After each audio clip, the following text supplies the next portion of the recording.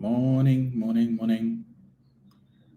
Good morning, Roxanne. Thank you for my double dose of brooms this morning. Neil Francois, morning, sir. Always present. Annette Baird, morning, Annette.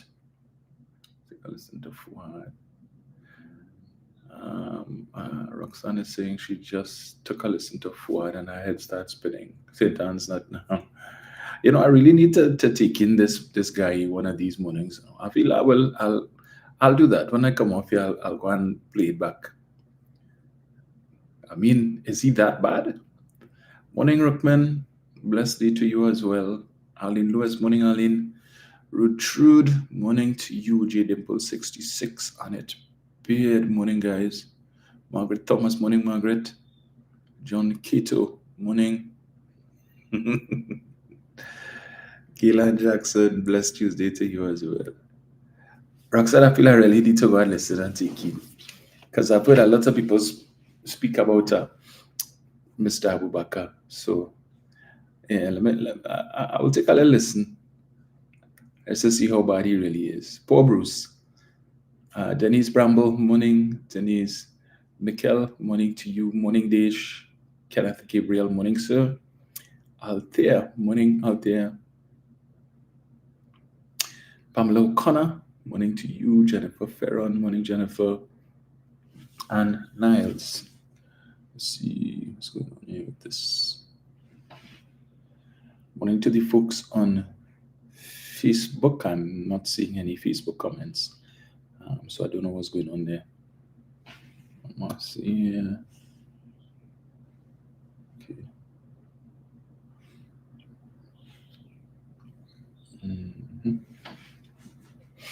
All right. And it says take a drink before I listen. Oh gosh, you're brutal. Angie Sherry 410, morning Angie. Shilan Puri, morning Alana Gonzalez, morning Alana. Jillian Timmerman, morning to you. Linda Supreme, morning Linda. Sandra Rogers, morning. I don't know what is going on with the comments on Facebook, folks. I just had to say good morning to all of you guys on Facebook because I'm not seeing the comments coming up. So, yeah. I don't know why that is. So let me see something here. Start it.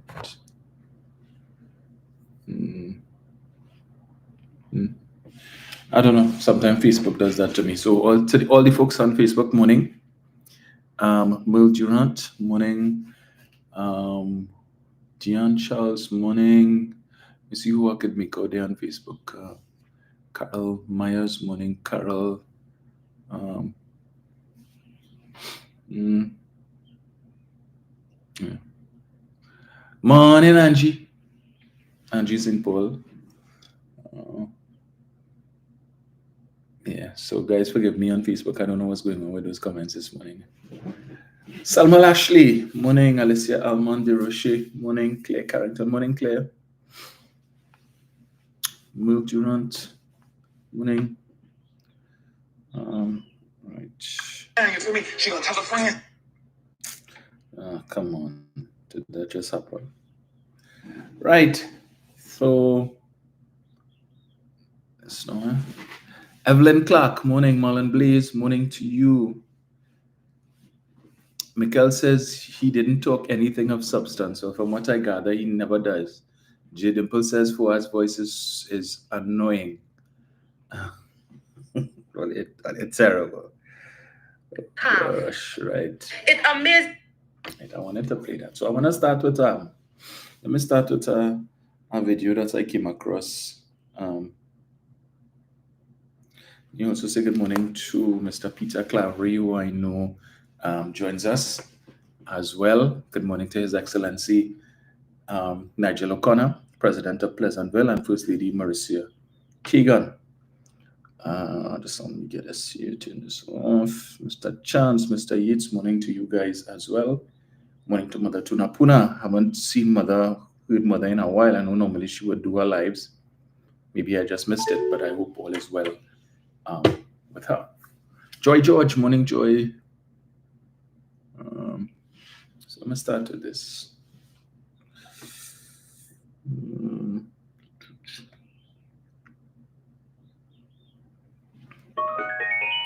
should I go there? Right. So I know I'll start with this first. So I came across what do I call him by a social media influencer. Right. He's a foreigner, but he's in Trinidad or was in Trinidad for a short visit, 12 days. So basically, what he does is that he travels around the world, going to different countries, highlighting what it is they have on offer and so on. Right. And I think I would have made mention to you guys about him probably last week or so. Um, just no, just no. Let me get it here. Give me one sec. Hmm.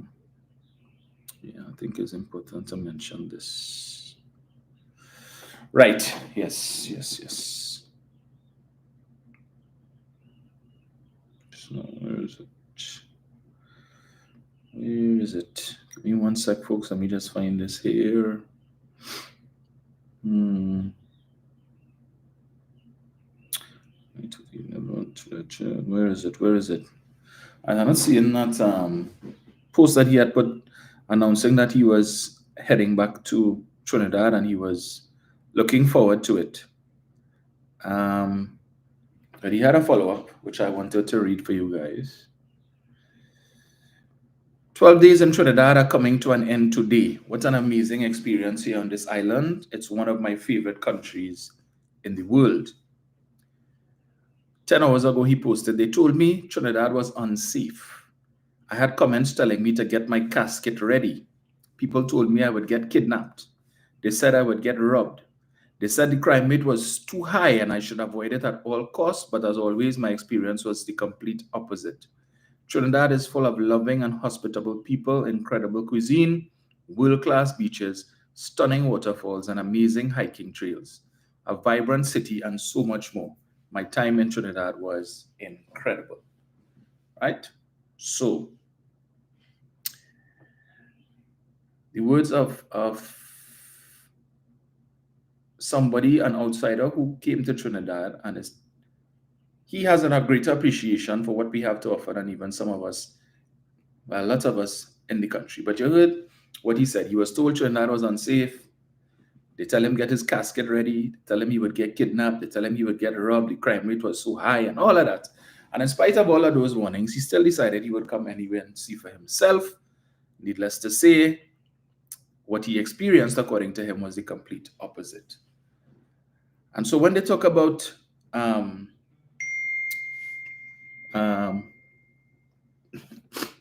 and she said she doesn't waste her time, God give her time at the cloud forward. I had to listen to this man. Oh gosh, I have to. Right. So when they like to talk about tourism and we could use tourism to diversify the economy, you see all these things this man said he was told, and who told him that? Who think told him that? The so-called patriots, citizens of Trinidad and Tobago. Because when he would have posted the first post that I was looking for, in which he indicated that he's looking forward to right here it is, stoked to be going back to Trinidad and Tobago next week to create a new travel series. Can't wait to review all of the delicious cuisine and showcase my experience to what many consider to be a place you shouldn't be traveling to at the moment due to a rise in the crime rate. If you know anything about me, you know I go to places and find out for myself. So kudos and commendations to him, right? So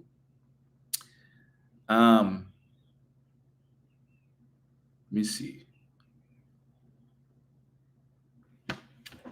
Yeah, but he didn't listen to all of the naysayers. So let me play this one. Where is it? Where is it?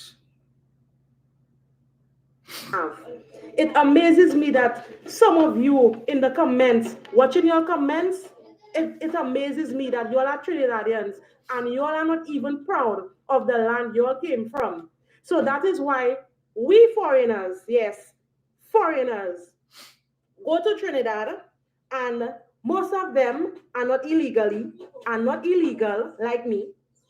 We are legal in your country. We come to your country, we see the opportunity, We work hard. We pay taxes just like y'all. And we become something in your country. And y'all get offensive when foreigners come and make it in your country because y'all don't see the benefits of your own country. So that is your biggest problem. I would not say all of y'all, but most of you Trinidadians. That is your biggest downfall in your country. Put politics aside, put race aside, learn that you all are a blessed nation. You all are very blessed. You all are blessed comparing to Little St. Lucia, comparing to different Caribbean islands. Yes, you all are blessed. But until you all start to see the benefits of your own country, you will not appreciate nothing. So that is why you'll have a problem with the foreigners coming to your country and making themselves. And the foreigners work damn hard. That is why you're complaining, oh, the Venice coming in Trinidad and getting all your work. Because you're lazy. Some of you lazy, y'all don't want to work. So they hire the Venice because the Venice working the ass off to provide for the children and provide for the wife and send their money back home to see about their family. And plenty of them work they have available. Your own Trinidadians don't want to do it because you'll expect the government to give you a handout and give you everything. You'll expect the government to take care of y'all. You'll have a give me attitude. But when you'll travel and you'll learn that travel to different Caribbean countries and you'll see that some of the opportunities you'll have, we don't have it. So when we come to your country, yes, we appreciate it. We appreciate the good, we appreciate the bad. We don't look for handouts like y'all. We work our ass off. We work. We work hard to get to become somebody in your country because y'all don't see it. Right? Right. She said, because you all don't see it. So I see Mark has joined us early this morning. No wonder crime always follow the PNM checklist stats over the years. No, you know why, Mark? Is because when the PNM in power, they're not given contracts, box drain contracts to the criminals to keep them at bay, as was the case between 2010 to 2015. That is why the UNC, the People's Partnership, got the title of the box drain government, giving out box drain contracts. And right here in the constituency of Dabadi-Omera, Mark, there were 76 murders. 76 murders in the constituency of Dabadi-Omera between 2010 to 2015, when Anil Roberts was the member of parliament. And the police would have identified that almost all, if not all of those 76 murders were related to box drain contracts. Because when you give one faction a contract for 500,000 and you give another faction a contract for 250,000, and the $250,000 faction find out that there's another faction get 500,000 and they want to fight, right? And they want to kill 76 murders, Mark, in a constituency that otherwise was always quiet prior to 2010, prior to Anil Roberts. That scourge, the worst thing that ever passed through Dabadi-Omera, it was a quiet constituency. And I'm pretty sure if you check over the last 9 years, didn't have 76 murders in Dabadi-Omera. Every Monday morning between 2010 to 2015, you hear about murders in Karapo, murders in Evergreen. You heard about the rise of the Muslims in Evergreen and so on, where they going into people's homes and taking over people's houses, putting out people from the homes that they work hard to build. And when the people go to the police say, yeah, what, night? It make no sense you fight because we will come now and put them out, and then as soon as we go on, they will come back. And then what? So we keep coming back. Let's find somewhere else, move and go somewhere else now. Right? Where did that come from? Where were you, Mark, between 2010 to 2015 when that was happening? Where were you? Where was your voice then, Mark? Did you oppose that when these contracts were being given out? But the PNM not doing that. They're not doing that. We want to hear now. Okay, what you want to hear now? But I just told you, you want the PNM to do what the UNC did, go and give contracts to the criminals so that they will be eased, they will relax themselves. Is that what you want them to do? Yes, the murder rate is about, I don't know what it is, about 500 and something. Who's to blame for that? What is your solution, Mark? You come to distract me. What is your solution? How do you fix crime? Huh? The men who shooting and killing, where they getting the guns from? You tell me. Does Keith Rowley get up in the morning and go down to the port and tell them, hey, you see, they have a shipment of guns coming in, they allow it to pass? Does he do that? And what is the UNC's solution? So get rid of the PNM and put back the UNC. And when Kamala becomes prime minister, as soon as she's sworn in on day one, all of a sudden, crime will end. And Mark, crime will end. No more murders. All of the bandits and all of the murderers and all of the criminals will come and put down their guns and say, yes, let us live in peace. No more murders. And because Kamala says she's going to make it easy for everybody, law-abiding citizens, to get firearm users licenses so you can arm yourself. Why do you need to arm yourself? If it is she's going to stop crime, Mark, why do they need to give law-abiding citizens FUL, so easier access to FULs? You know why? Because she's telling you, here what? We can't fix the crime, you know. The best we could do is to give you a fair and fighting chance. Because when we come into office, the murders will continue. The home invasions will continue. Right? All of these things will continue. Am I read something for you? All your horses. You see, idiots like you have no solution to the crime. All you all could do is yap. Oh, the crime situation, and crime will always follow the PNM and all of that. But you have no solution to it. None. Vacuous, empty. All you have between your two ears is an echo. It is basically a sounding board for propaganda and foolishness. But you all can offer no solutions to anything. Tell them what we want to talk about. You have anybody on the PNM bench right now on the government side before the court on bail for wrongdoing, but put criminals back in the government, right? And that making sense. What it says he's saying there, FUL to keep PNM pests out of your house. Okay. And how do we keep the UNC pests out? Those of you all who like to engage in fraud. Because you have about a couple of fraudsters as well sitting on the opposition bench in the parliament. How about that? I want to talk about something wrong with Toles. No solutions. Well, yeah, go and get your fuel now. Go and get your fuel. The murder rate in Jamaica just crossed is now 1,039. In the space of 11 days, they had 44 murders. All across the region. You have all countries, all Caribbean countries, complaining about an upsurge in crime and gun violence. But you all want to make it seem as if it's Trinidad and Tobago alone that this thing is happening. Right? Every day we're reading about police officers being involved in criminal activity. Police officers getting off. We saw where 2 officers were held in a sting operation trying to extort money from some Venezuelans. Whose fault is that? He probably told them to go and do that, and yeah, he probably told them to go and do that. Not so, Mark? So when it is that you have criminal elements in the police service, how are you fixing that? Gary couldn't fix it, but that's all the solution, and Gary is the solution to everything. Miss me with all your nonsense, but you want to come here and talk about crime as if that is the only issue in the country. Well, let's talk about something, Mark. Let's talk about the fact that Kamala Persad-Visesa built 1 hospital and Rowley built 5. You're going to give Rowley kudos for that? You're all complaining about the state of the health sector and the health sector in this country so bad. But she built 1 hospital with the highest energy revenues in the country. Dr. Rowley built 5. What have you to say about that? You have any issues with that? How about that? Let's talk about that now. Dr. Rowley bought 3 brand new ferries. How many did Kamala buy? None. Not 1. Run down the 2 that Mr. Manning, that she inherited from Mr. Manning. Let's talk about that now. No, let's talk about that. Stupid. Right? You hear where Gary Griffith, as Commissioner of Police, went before a Joint Select Committee of Parliament and told them about opposition forces giving money to the criminal element. The Commissioner of Police said so, based on intelligence gathered by the police. The same Gary that all you love, and Gary is the best thing since sliced bread. He said that opposition forces, they had to kick Munilal off of the Joint Select Commission, the Committee of National Security. Why? Because there was cogent evidence, not hearsay, of him meeting in Hyatt with known criminal elements. He never refuted it.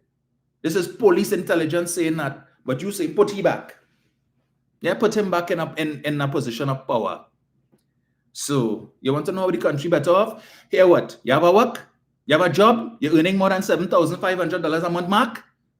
The money that you're saving on taxes, income tax that you were paying under Kamala when your personal allowance was $60,000, and today it is now $90,000 Are you not better off? Paying less taxes? You study that? But all you come and say, well, this government and the tax. Kamala Prasad Bisasa says she remove VAT off of 7,000 food items. What's the 7,000 food items? You could tell me? I keep asking you all, you can't tell me. Right? That Kit Rowley came and he reduced VAT by 12.5% from 15. But it's not just on food, you know.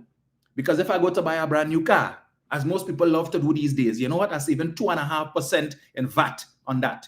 Do the maths, Namak, and tell me I'm not better off in that perspective. Tell me I'm not better off. If I decide to build a house, I'm paying 2.5% less VAT on all the materials that I go when I go to the hardware and I buy the bricks and I buy the cement and everything else that I need. I'm paying 2.5% less in VAT. So if I build in $1 million house, you know how much that 2.5% savings works out to? Tell me I'm not better off for that now. Thanks to Keith Rowley, he removed VAT on cell phones, laptops, desktop computers, tablets, and all of these different devices. Kamala Prasad Bisasa did that? When it is that I go to pay my T&Tech bill, or my WhatsApp bill, or my phone bill, guess what? I'm paying 2.5% less in VAT on my bill than I was paying on the Kamala Prasad Bisasa in 2010 to 2015. Tell me I'm not better off now. I'm not saving money. All you're on foolishness. Nonsense. Come here to talk about it. Well, if you probably not better off.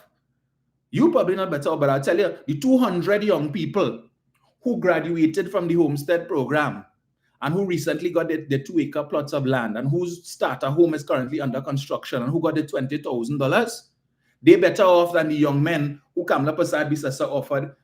What is? Life spot? Get them a stipend every month to come and learn math and English. Learn how to read and how to count. But meanwhile, Kid Rowley telling them, come, let me teach you a trade. And let me give you the money to start your business too. And I'm giving you the support to make sure your business succeed. That is what Keith Rowley is doing. So those youths are better off because if under Kamala Prasad Bisasa, you know what she offering them? Land for the landless. Yeah, land come. The government will give you a certificate of comfort to go and build a shack. So you could have somewhere to rest your head. According to her, you could build a 2x4. And then over the years, you could save your money and upgrade to a 10x10. That is what she is offering the youth and telling you, put me back. And that is what she will give them. Meanwhile, Keith Rowley telling them, come, let me give you a deed of lease. Because you could go to the bank with a deed of lease. You can't go to the bank with a deed of comfort, Mark. Right? Deed of comfort is of no value to you in the bank. The bank, go for, where's that? We don't want that. Deed of lease? Yes, come, let's talk. Let us talk. Government give you 20,000, come. Let's have a chat. Let's see how we can double that 20 or even triple it. What is your business plan? Sit with us. Let's have a discussion. See how we can guide you along the path. You know, Republic Bank saying we're giving you up to 100,000. The government give you 20, we give you 100 more to build your business. What your good Kamala Prasad Bisasa offering them? You know what she offering them? Firearm users licenses. So that when the criminals come on the land or when come to thief the crops and so on, you know, they have a gun. Yeah. The land that Keith Rowley is giving to them. All the other opportunities that this Rowley administration is offering them. The 1,000 people that the government is telling come. We set aside $20 million in grants to give out. You want to start a business or you have a business and you want to take it further? Come. We're giving you money. It's not a loan, it's a grant. We're giving it to you. Giving you a check. And we're giving you help too. And you need more than 20? Come, we're helping you with that. Let us build your business so you could create generational wealth. So instead of you only there, Kamala, we will create 55,000 jobs and 1,000 jobs. You'd only say, no, write your own paycheck. Let me show you how to write your own paycheck and let me help you too. It's not just talk. So while Kamala looking to give fish, he'd already teaching to fish. And he helping you to buy the equipment too. But no, stupid. Nothing for real farmers.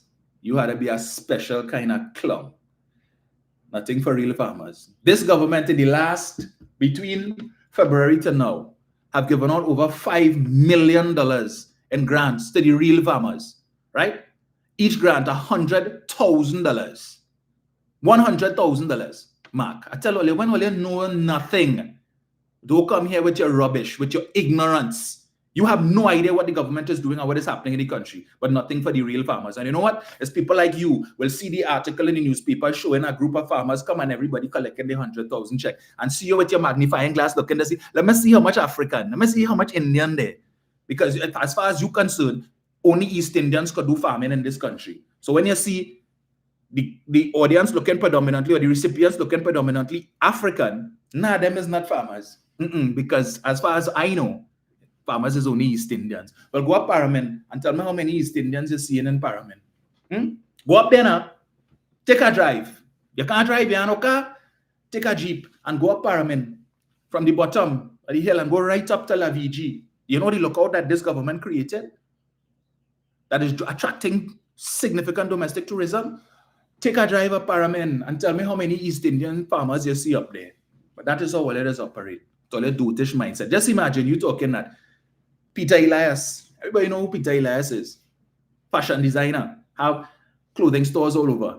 During COVID, you know what he decided to do? When it is that the mall was shut down and so on, and people were being told to stay home and it affected businesses, he went into egg farming with his cousin or nephew or something. You know what? So he's farmer now. So not just eggs anymore, you know. He and his cousin or his nephew, whoever gone into farming, he applied for the grant. The same grant that the government have, saying, "Ole, come. Want to help Ole? Ole talking now, talk, oh, we suffering and Rowley oppressing the poor and oppressing the poor." Meanwhile, as you heard the young lady say, the illegals, they come in here and opening business. 5, 6, 10 of them staying in one apartment, working in the car wash and wherever else they could get work, in the gyms and all over the place, saving the money, pooling the resources and starting businesses, opening restaurants. As I say, there's a restaurant somewhere in Central, so-called Alex Restaurant or something. So I saw this guy who's the owner of South Park. Recently, he went down there and he's showcasing the food and whatnot and the like. Right? A Venezuelan come here and open a restaurant, but people like all here. You Mark, you're what I call an enabler. You know what your job is? Go around and look for people who are struggling and make them feel good about themselves for struggling. Tell them it's not your fault that you're struggling. It's the government. The government wicked. And the government wicked. And all of that foolishness. Really? I'm going to play this for you, since you want to go down that road. Yeah, the government wicked. And it's the government fault that you can't pay your bills. Yeah, it's the government fault. Meanwhile, some of the same trainees working for the Venezuelans who came here. You all following what's happening with the scrap iron dealers? You all following what happening there? The scrap iron industry in Trinidad and Tobago, based on the data coming out of the Ministry of Trade and Industry, the scrap iron industry is $1 billion industry. When they look at the amount of money that the scrap iron industry has brought in over the last year, $1 billion industry. But I heard Mr. Ferguson and them protesting yesterday on the news. You know what they're protesting? Venezuelans come here and they're working in the scrap iron yards. And they're learning, you know, how to do the work. They're observing, they're taking notes, copious notes. And now Mr. Ferguson is complaining that these very same foreigners who came here and who were working for them in the yards as laborers, they're now taking over the yards. Yes. Right? They learn the work and now they're buying out some of these yards and they vex. Now the Scrap Iron Dealers Association, they vex because the trainee numbers dwindling because the foreigners, the Venezuelans come here, see opportunity, grasp it, and seem to be doing it better. And so now the Scrap Iron Dealers Association is saying, well, we had to take back we industry because these foreigners come in and it only have how much yards left, about 5 yards or 6 yards that are owned by trainees. But these foreigners, yes, well, I didn't hear me yesterday on the news. I heard it. I wonder what Mark have to say about that.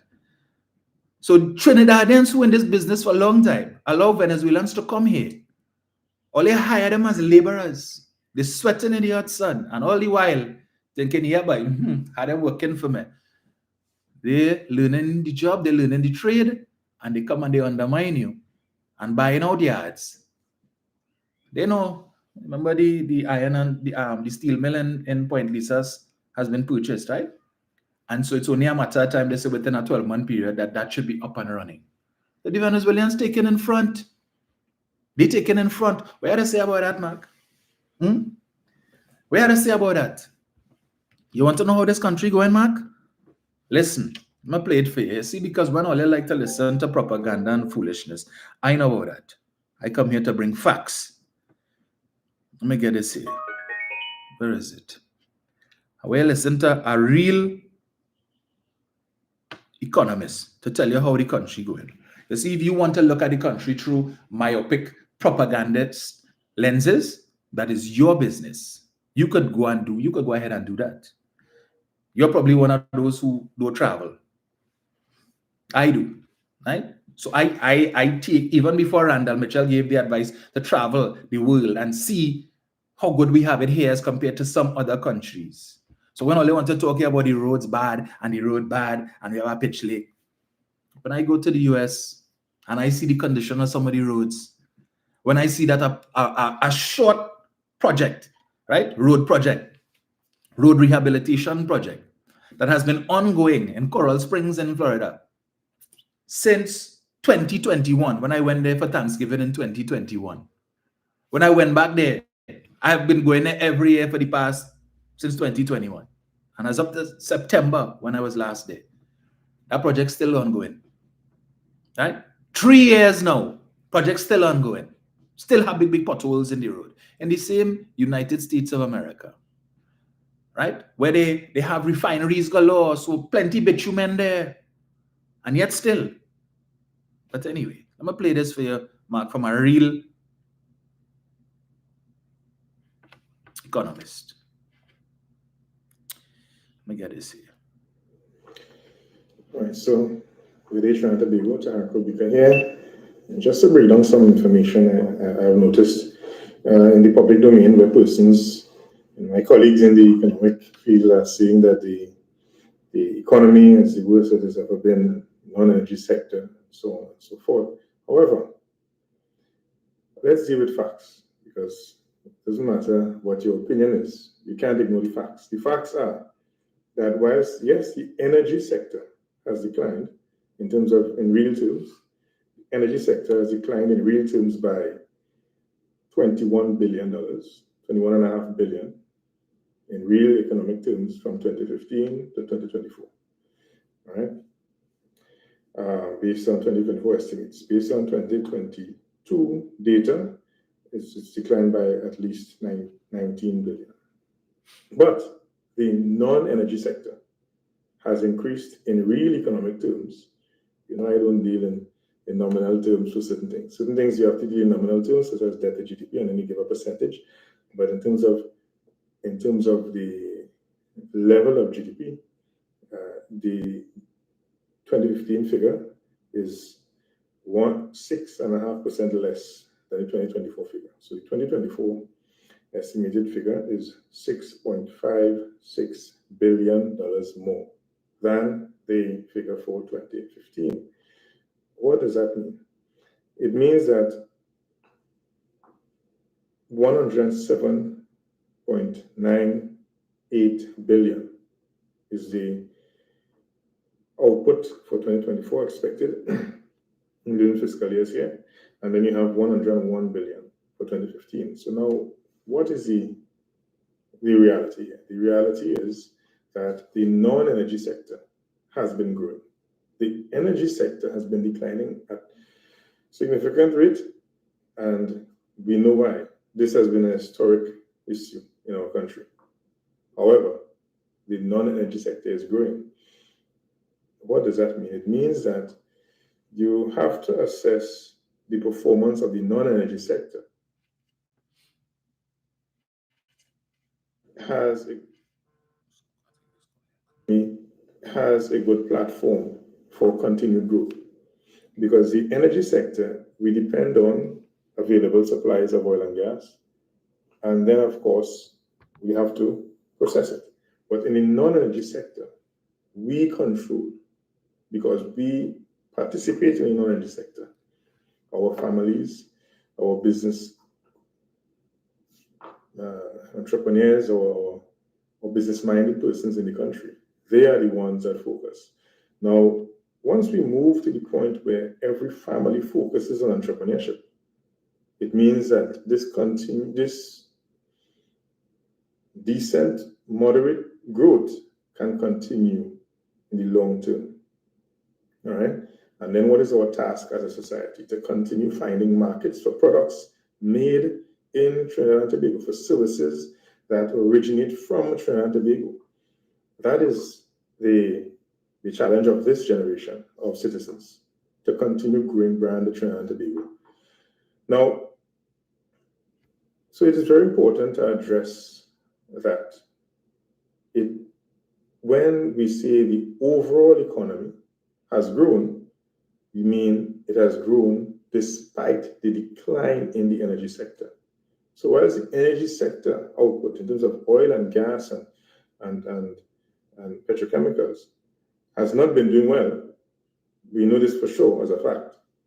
You understand? The rest of the economy that is not involved in the energy sector has been pulling the economy along. So this is really the first time in our nation's economic history as a nation where we find that despite significant declines in the energy sector, the economy is growing. That is good news. That is good news, because from my days studying at UWI and then even before, what we knew as a nation was that once King Oil has a problem, we are afflicted with the disease of economic decline. But what we found now is, despite experiencing significantly low output in terms of oil and challenges in terms of gas, we have been able to continue our growth. This is positive.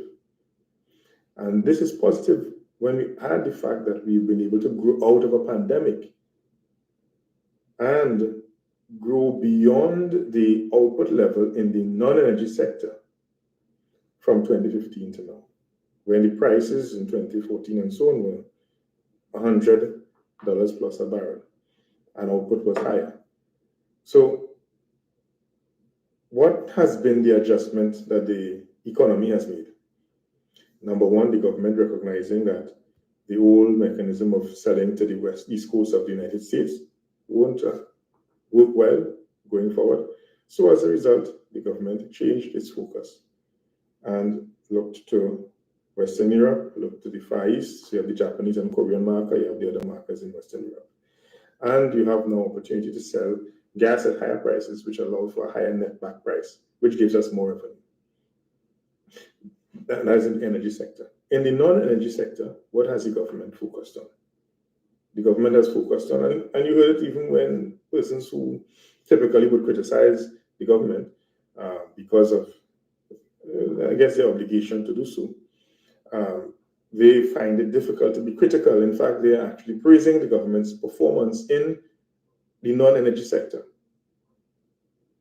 So therefore, it's not even left to Harko to tell you that the non-energy sector has been growing. But what I can tell you is that despite what I saw an a colleague economist of mine publish recently, that the economy is at the worst that it has ever been, I want to disagree, because the non-energy sector has grown the economy to the point where even where there are declines in the energy sector, the non-energy sector has pulled the economy along post-COVID. And the non-energy sector is, based on 2024 figures, better than it was in 2015. Now, we have things to continue to do. Trade must be a focus, all right? We need to make sure we have efficient mechanisms to get our goods out via our ports, because if there is any disruption there, it disrupts our opportunity to create more jobs at home, our reliance in terms of our export partners and our export markets, and of course, to get inputs into manufacturing, which continues to preserve and grow jobs in that sector. So the challenge is there for us, Trinidad and Tobago, to continue this growth. No longer are we reliant on King Oil. Whilst we'll be grateful for any lift in our fortunes in oil and gas, we are no longer heavily, permanently reliant on that.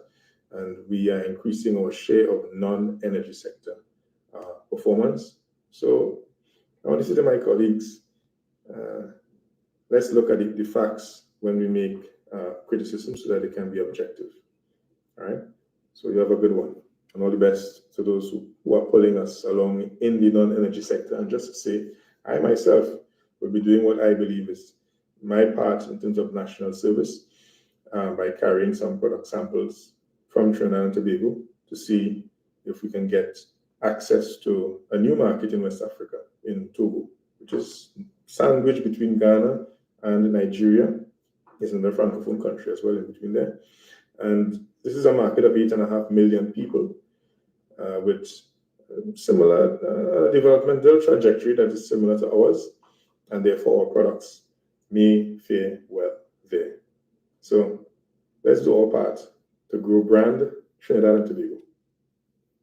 Taharko Bika, economy. You heard that there? You heard that there, Mark? You want to know how the country going? You heard that? The non-energy sector, the oil and gas. Forget that. I don't forget it. But for the time being, while we're struggling a little bit in the oil and gas sector, the non-energy sector is better today than it was in 2015 under Kamla Persad-Bissessar. Better. And maybe if the things that you all are expecting this government to do, or expected this government to do over the last 10 years in the quantum that you wanted them to do, perhaps you all had put that pressure, that same pressure on Persad-Bissessar between 2010 to 2015 to diversify the economy, perhaps the country's economic fortunes would have been much better than it is today. Maybe if it is you all had spoken sense into Kamla Persad-Bissessar's head and that of our government, to tell them, okay, you all bad dog these smelter plants and whatnot and thing, but give it a second look now. Yeah, we go forgive all yeah. Right? Even though they chain up the population. If the smelter plant was in operation today, we'd be making precious US, right? But it's not. And this government doesn't have the wherewithal financially to pursue that project. In fact, thanks to the actions of Persad-Bissessar and her government, this government over the last 9 years has had to engage in hard negotiations with the Chinese who want their money back, because remember, they were investors in that project and they want hundreds of millions of US dollars in compensation for the cancellation of that project. Right? That is a further expense that the people that you support, Mark, put on this country. All the jobs that should have been created from that smelter plant in Labrie. How many people could have benefited? How many persons would have been able to build their homes and all of these different things, send their children to school, university, and all of that from the income they would have generated there? But you want to come now and talk about the country? Really? The manufacturing sector is doing better. The non-energy sector is doing better today than it was in 2015, notwithstanding the challenges for foreign exchange. They're still doing better. That is why, for instance, Associated Brands Limited, which is the parent company for brands like Devon and these other things. You know what? I read an article and I can't remember if I saved it, but let me see if I did, where the chairman, the newly minted chairman, Nicholas Lockjack, was talking about that the strides that they have been making with respect to export, and they are earning enough foreign exchange where sometimes they can actually sell foreign exchange to the local economy. They're operating outside. They're going out there and looking for markets. They're looking for it. They're not content to just operate in the Trinidad and Tobago space. No, they're going as far as Turkey and so on, and now they're looking into the South American market as well, wanting to go into places like Colombia and all of these different places to sell their product. And the more demand that they have, because just remember, they're making this stuff here. The more demand that they have, the more markets they could access, is the more opportunities they create in Trinidad and Tobago, not just for employment, right? But to generate the foreign exchange and contribute to the growth in GDP. That is why the non-energy sector is doing so well. That's why Ansa McCall could afford to go to the United States and take a loan for $300 and some odd million to buy a factory. A little dot, Trinidad and Tobago, that is a little dot, as they like to say, a little dot. But we have companies indigenous to this country that playing in the big leagues. That this company in Trinidad and Tobago could go to the United States and buy this big company in the US, could get a loan for $300 and something million to purchase. So when and this US company doesn't only sell to the US market. The world is your oyster. Massey, another indigenous company, going to the US, to the United States and buying grocery chains in the United States and buying chemical companies in the United States. And yeah, this little dot that you all like to bad talk. But let us not forget, all of these things didn't take place between 2010 to 2015. It happened post September 7, 2015 under Keith Rowley. That is why today Answer McCall could be posting record profits. Republic Bank, Massey, Scotiabank, all of these private sector entities could be posting big profits. The $2 billion in profits that Republic Bank declared, an increase of 250 million from last year, Mark, in an economy that's suffering, in an economy that is on the brink. How the hell Republic Bank was able to make $2 billion in profit, Mark? You could explain that to me? When they didn't do that between 2010 to 2015, when the economy was booming and everything was great, and we had Forex, and the foreign reserves was 10 billion and 11 billion, how come they weren't recording profits like that? But they're doing it now when the economy that's on the brink, in free fall. How are they doing it? And it's not just them alone. But you know what? Just remember, the government of Trinidad and Tobago is majority shareholder in Republic Bank, which means a significant portion of that profit is coming to the coffers of the government by way of dividends, right? And so, but anyway, that is a discussion for another time. But you all wouldn't talk about them things. You all wouldn't talk about that. So I am all for, if you think things so bad here, well, pack your Jahaji bundle and leave. People like you also we don't need. You all are the kind of fools who the post that I read just now from the guy who said people were telling him don't come to Trinidad, make sure you prepare your casket, you go get robbed, you go get kidnapped and all of that. It's people like you would tell him something like that. Dotishness like that, discouraging people from coming here. Idiocy, right? I keep telling you all, Jamaica, over 1,000 murders every year.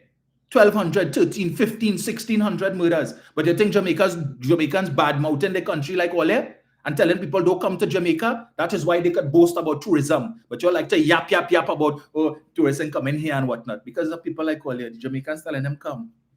Come and see what we have. Bring your money and come. Idiots. Stupid. Don't talk nonsense about Pump City Rasta closed down currently.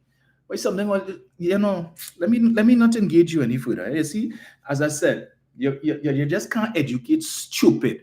When you're an ignorant fool, somewhere they said don't argue with a fool because they'll beat you with experience. I don't know, huh? But hopefully you all are in the minority.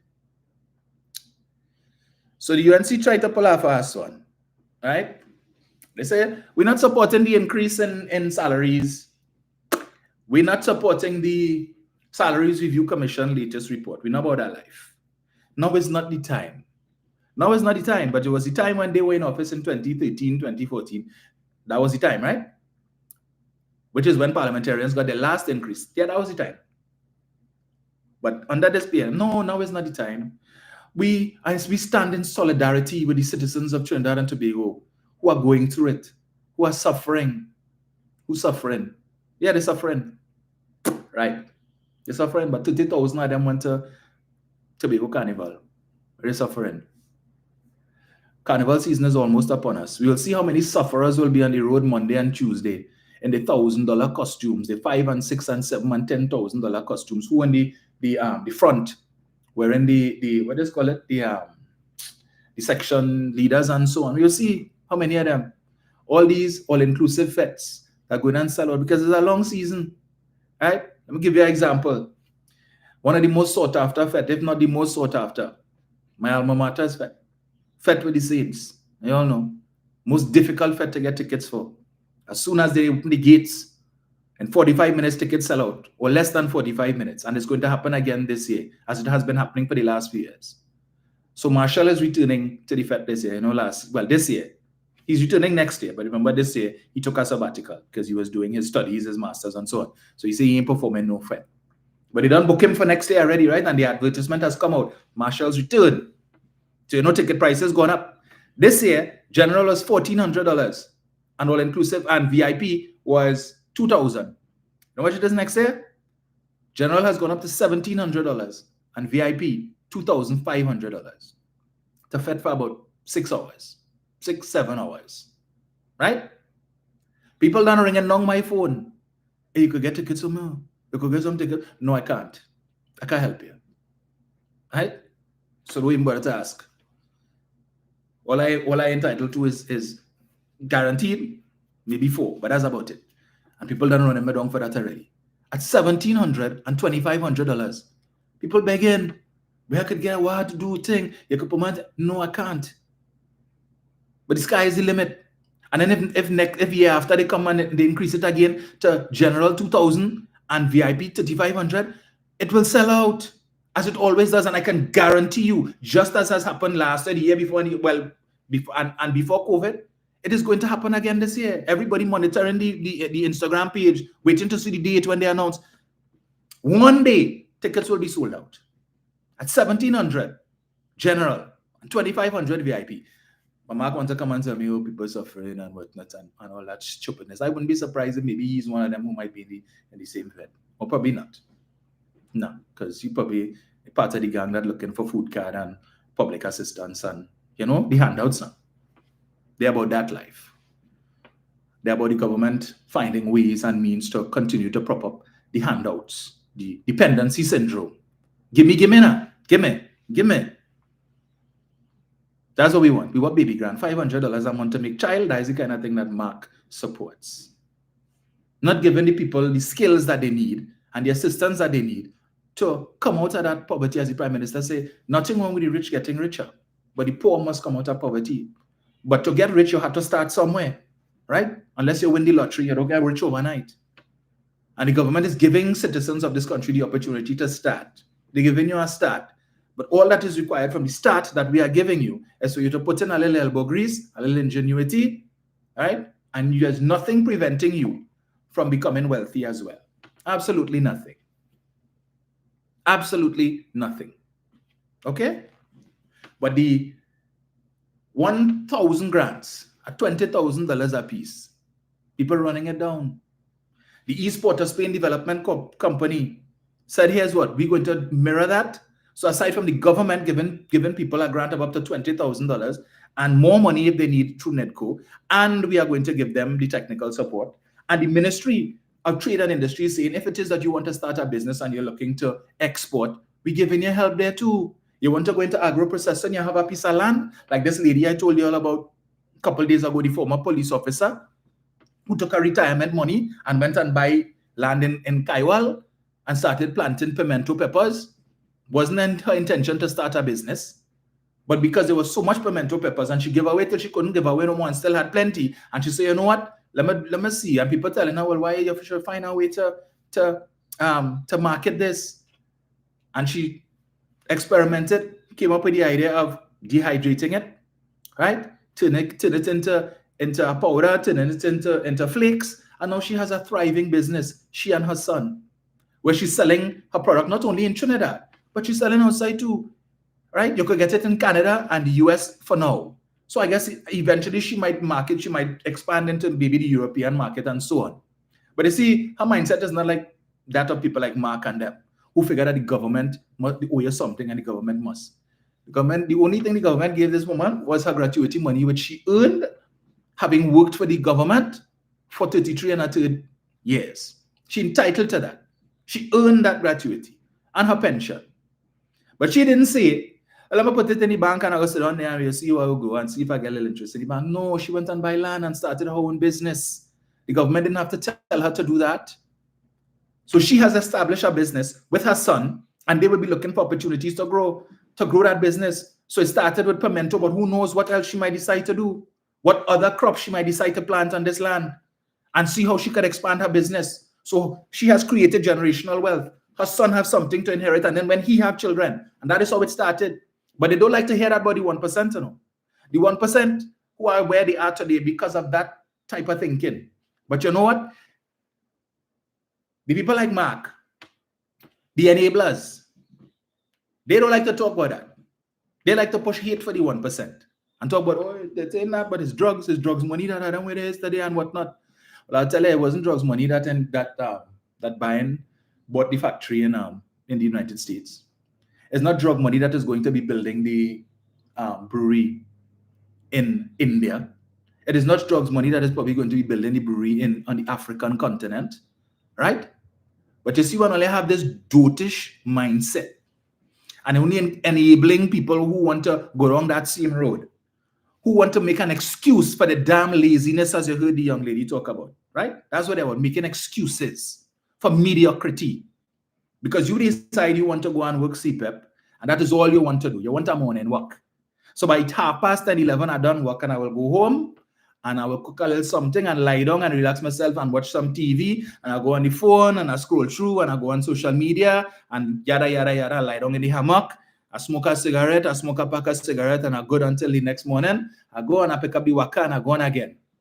And I adjust my life around just this little salary. And if I'm lucky to get a food card, that good. Let me see.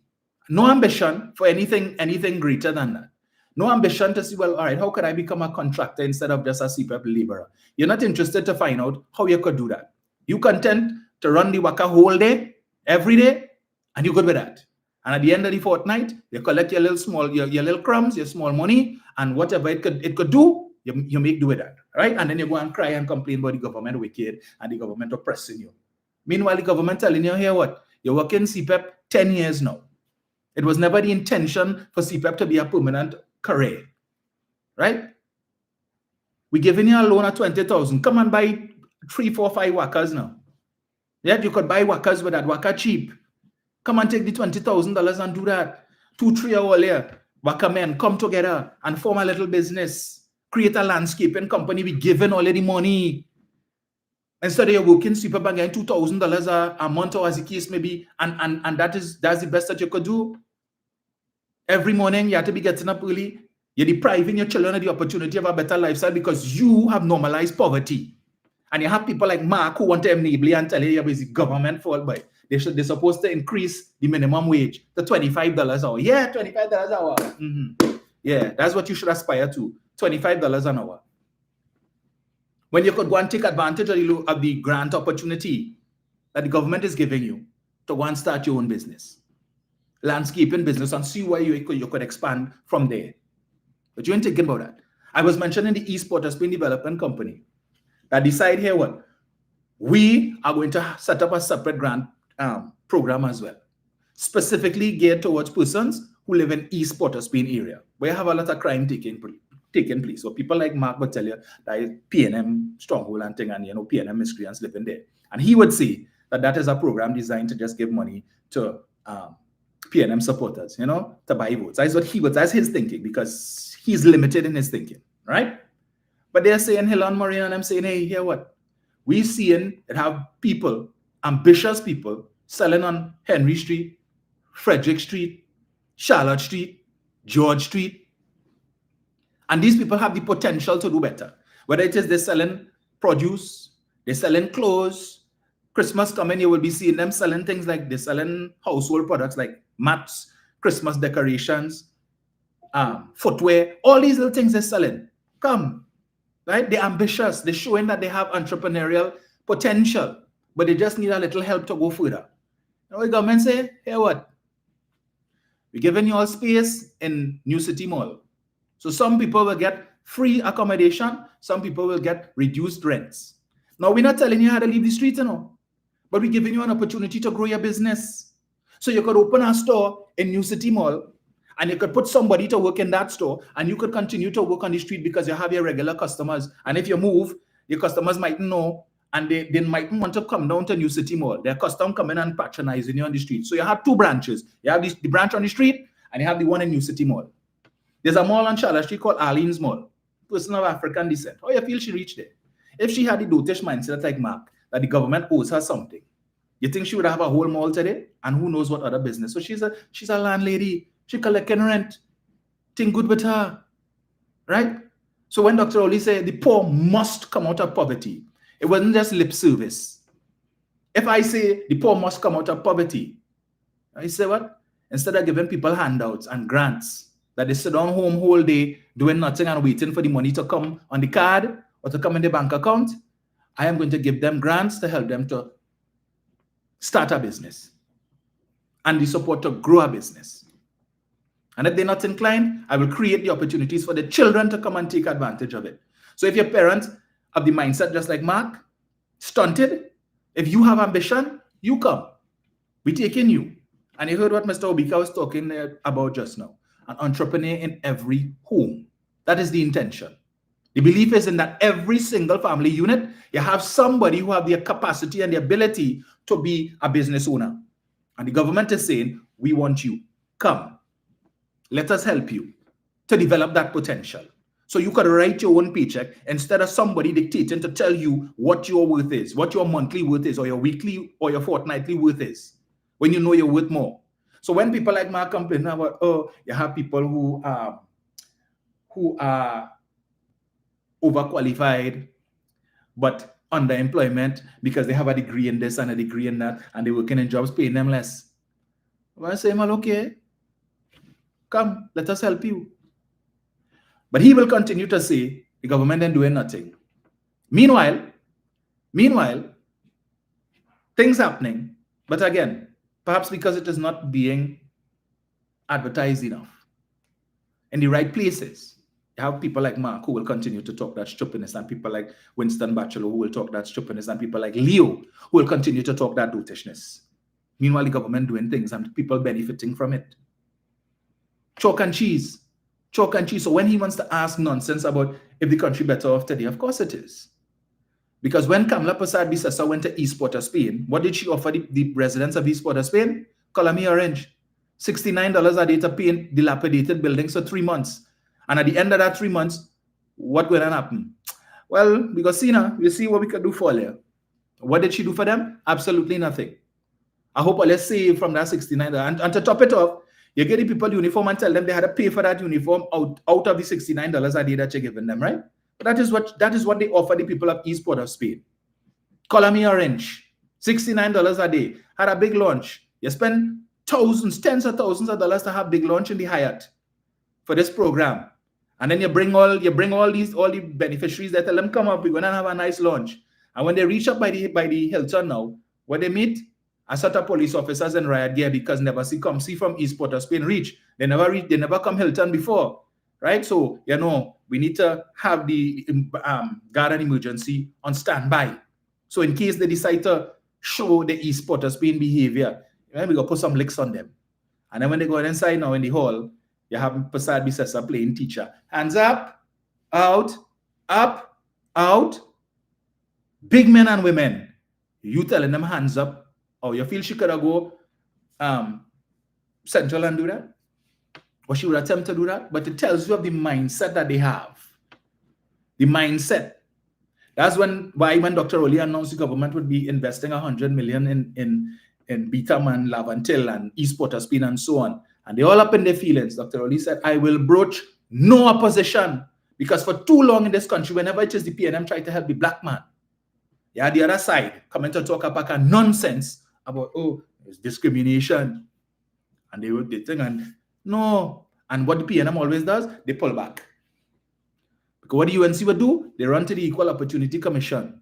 They run into the courthouse to claim discrimination. And when these things happen, and when the government said we are targeting the African youth, we're targeting the African community, we're targeting the underprivileged community, we're targeting the at-risk community in a real way.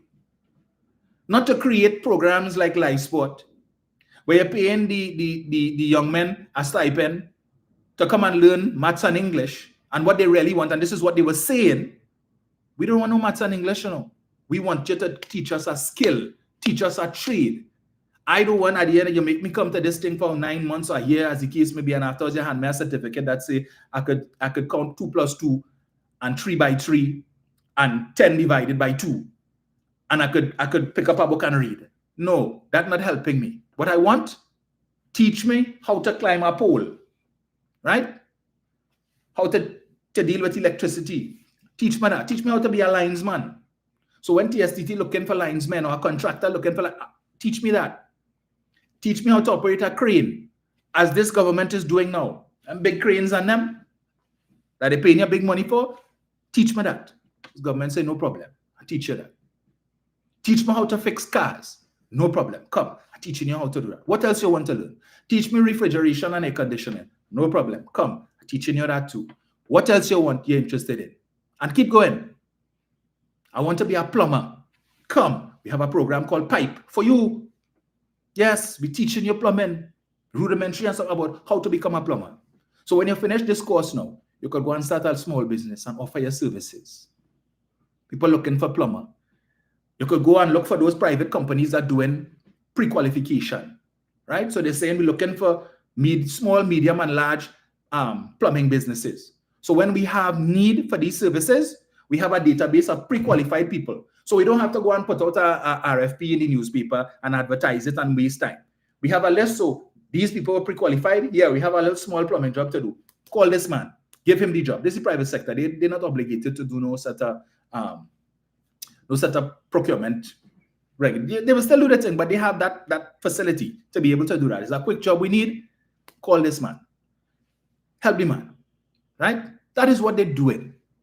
But let me help Polly again, you see, because for the benefit of people like Mark who want to say the government are doing nothing, I'm glad in a sense that you come with your foolishness this morning.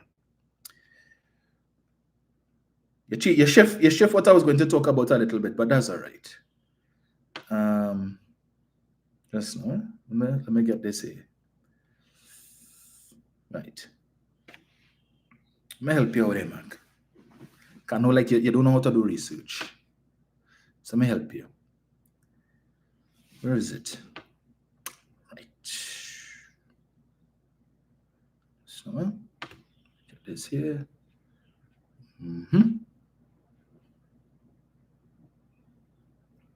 Right, where is it?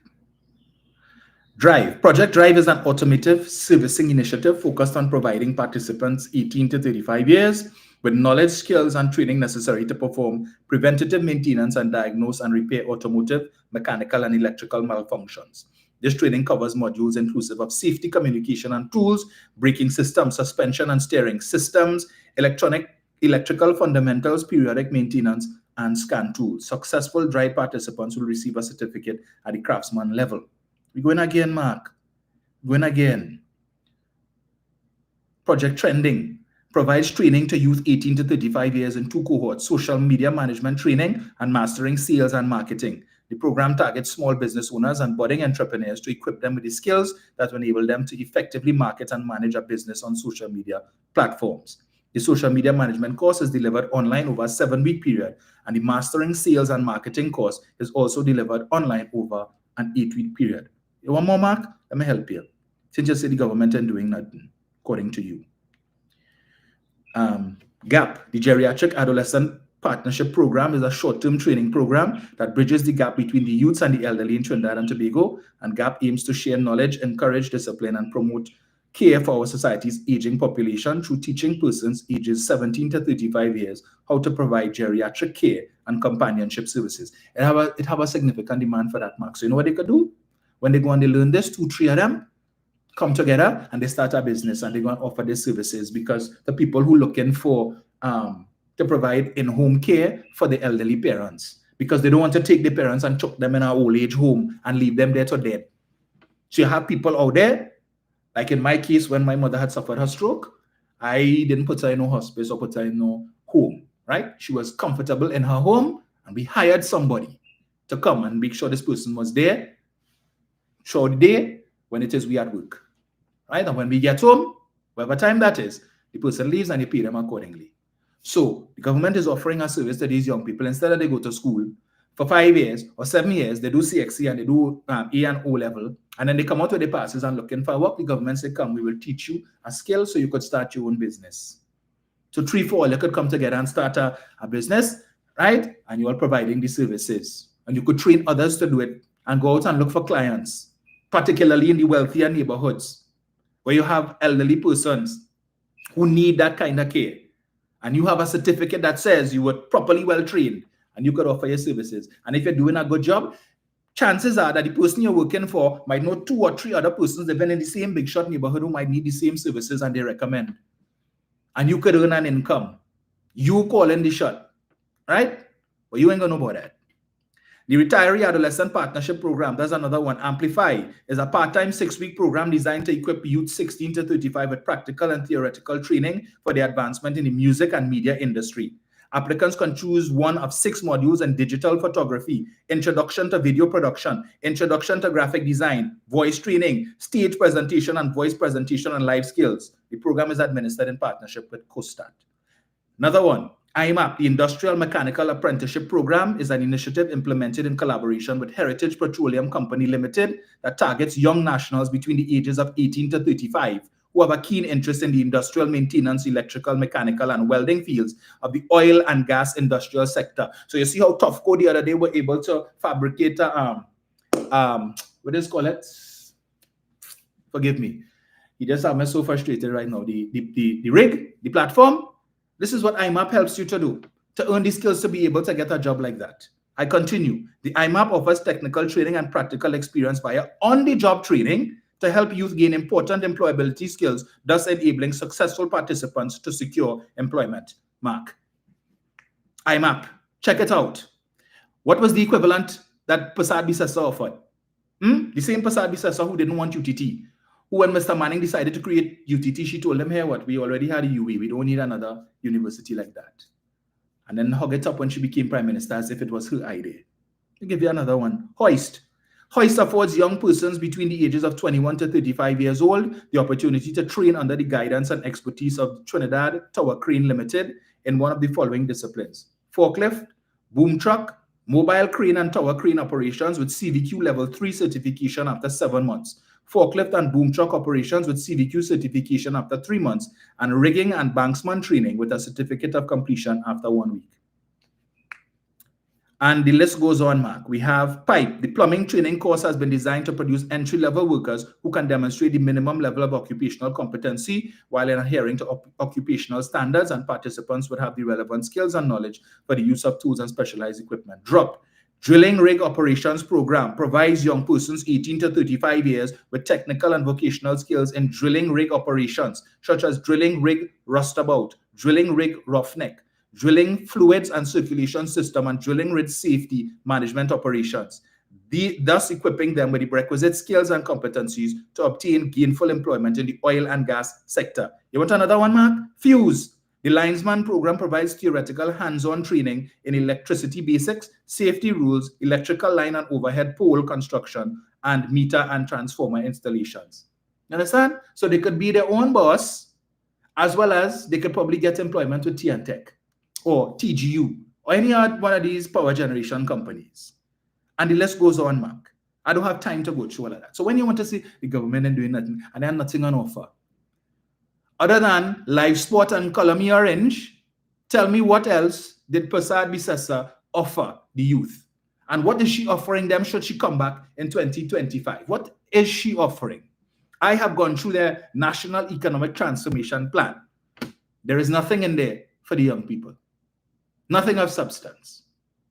So we can expect if she comes back there and puts Anil Roberts back as Minister of Sport, we will end up with live sport number 2, live sport 2.0, where the people who benefited the least were those who should have benefited the most. There are people sitting in prison who got millions of dollars off of live sport, right? Created a ghost gang. Yeah, what you know, come and sit down in a classroom and just bring your ID card every morning. You come and sign your name and you leave. And if you want to hold on until lunch and you get a little lunch and breakfast, right? So you put something in your chest, hot on your chest, and you get a little something to eat lunchtime, and then right, see how you could make out for the rest of the day. None of these programs existed between 2010 to 2015, Mark. All of these programs enable these young people to not just look for work, but to be able to create employment opportunities themselves, going into their own business and hiring people. Okay? But anyway, you've taken up enough of my time. There's something I want to play here. Where is it? I call this last night's audition. Where is it? Where is it? Let me get this here. Where is it? Snow. Let me get this here. Right. I feel this will be the last demand show of all that I was planning to discuss. So let's listen to this. Good night, everyone. This is the last one. My name is Heavy, radio talk show host, social media activist. Good night. All protocols observed. Now we talking crime, right? And check. Yeah, check. Yeah, we talking crime. And all night I hear about crime criminals, but I hear nobody talking about the real criminals. You see the real criminals? You see the one who misappropriating, mismanaging, and thieving up the public purse, the taxpayers' money, the hard working. We want to know what's going on with them. We want to know how we're going to get back all these billions of dollars that is missing. We want to know how we're going to get back this wastage in Naikwan and all this wastage of money that out there and we suffering. All this over $91 billion borrowed, right? And we have nothing to show for it. Nothing. Everything not working, healthcare, education, roads, everything not working. So all the money gone. Where the money gone? To me, them is the biggest criminals in the country. To me, them creating criminals. They say fish is rotten from the head. You understand? So I want to know if it's something we could do so that when this government gets in power, we can go after the real criminals. We can go after the real criminals. Because the young people, they want to know. They want to know, are they just going to walk into the sunset like Bush Cassidy and the Sundance Kid with all the money, with the bag? No, they can't do that. They have to be held accountable. The citizens of Trinidad have ever want justice. For the last 9 years, we want justice. And I hope we get that under the UNC and Kamala Pasabi Sessa. Thank you. Thank you very much. Thank you. So you went there in the town hall meeting to audition. That's what I call that was an audition for the leader of the UNC. He's like, see, hey, look me. You see, I could get on like a wajak. But if you're looking for a candidate for Laventel West, you could consider me because I on radio, you know. And I'm a social media activist. Yes, so you could look me, I have a following. Let me see if I could impress. And clearly he didn't impress her. She was like, thank you very much. And then she went on to talk about something and say, yeah, poor soul. I don't know. Failed miserably in his efforts to audition for Prasad Bisesa. We're talking about we suffering. And he didn't look like he's suffering to me. But I guess, thank goodness, Iowa give them these hoodies, these 919 hoodies, because otherwise he might have gone in there bareback. Right? Beating that hoodie like a rented mule. I mean, come on. Really? In the last 9 years, he was able to buy a new car. And he's suffering. He didn't buy no new car between 2010 to 2015. When he was in the ILP, right? Went up for the ILP, if I think it was Laventel West. And he had nothing good to say about Kamala. 2010 to 2015. So like he put that to the back of his mind. I wonder when he was campaigning in 2015 under the banner of the ILP, where he was telling the people in Laventel. Huh?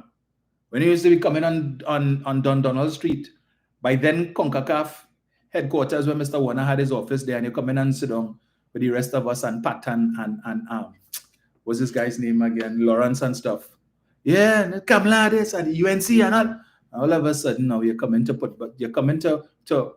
promote the same people that in 2014, 2015, you had nothing good to say about. Negroes for sale, unfortunately. So you go on there to audition for the great leader, the dear leader. And that's what they all do, you know. It's every time they have an opportunity, they get a microphone, it's a performance. You see it in the Senate whenever Jayanti Lakshmi will get up to talk. It's, leader, look me here, see, I can still behave like a gutarate. So don't remove me from the Senate.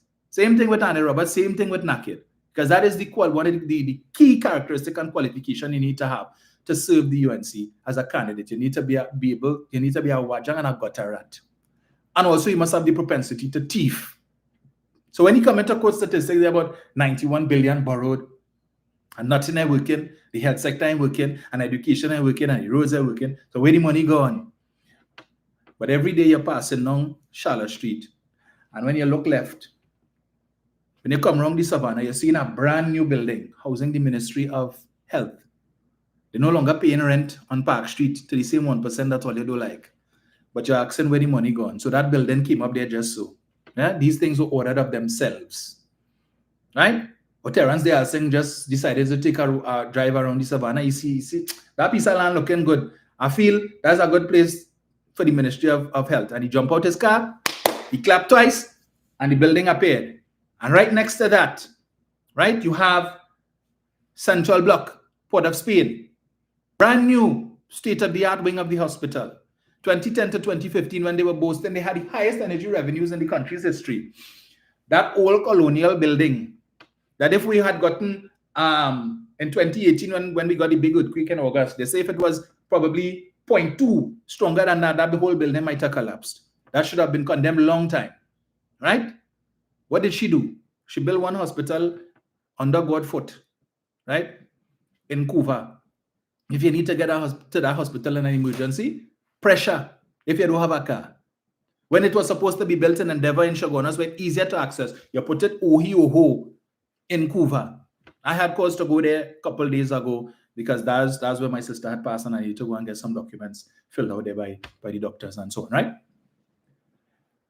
Quite there, you have to go by pre-sale and go around thing and all kind of thing as if you're heading to Vancouver and to go inside there. I mean, come on.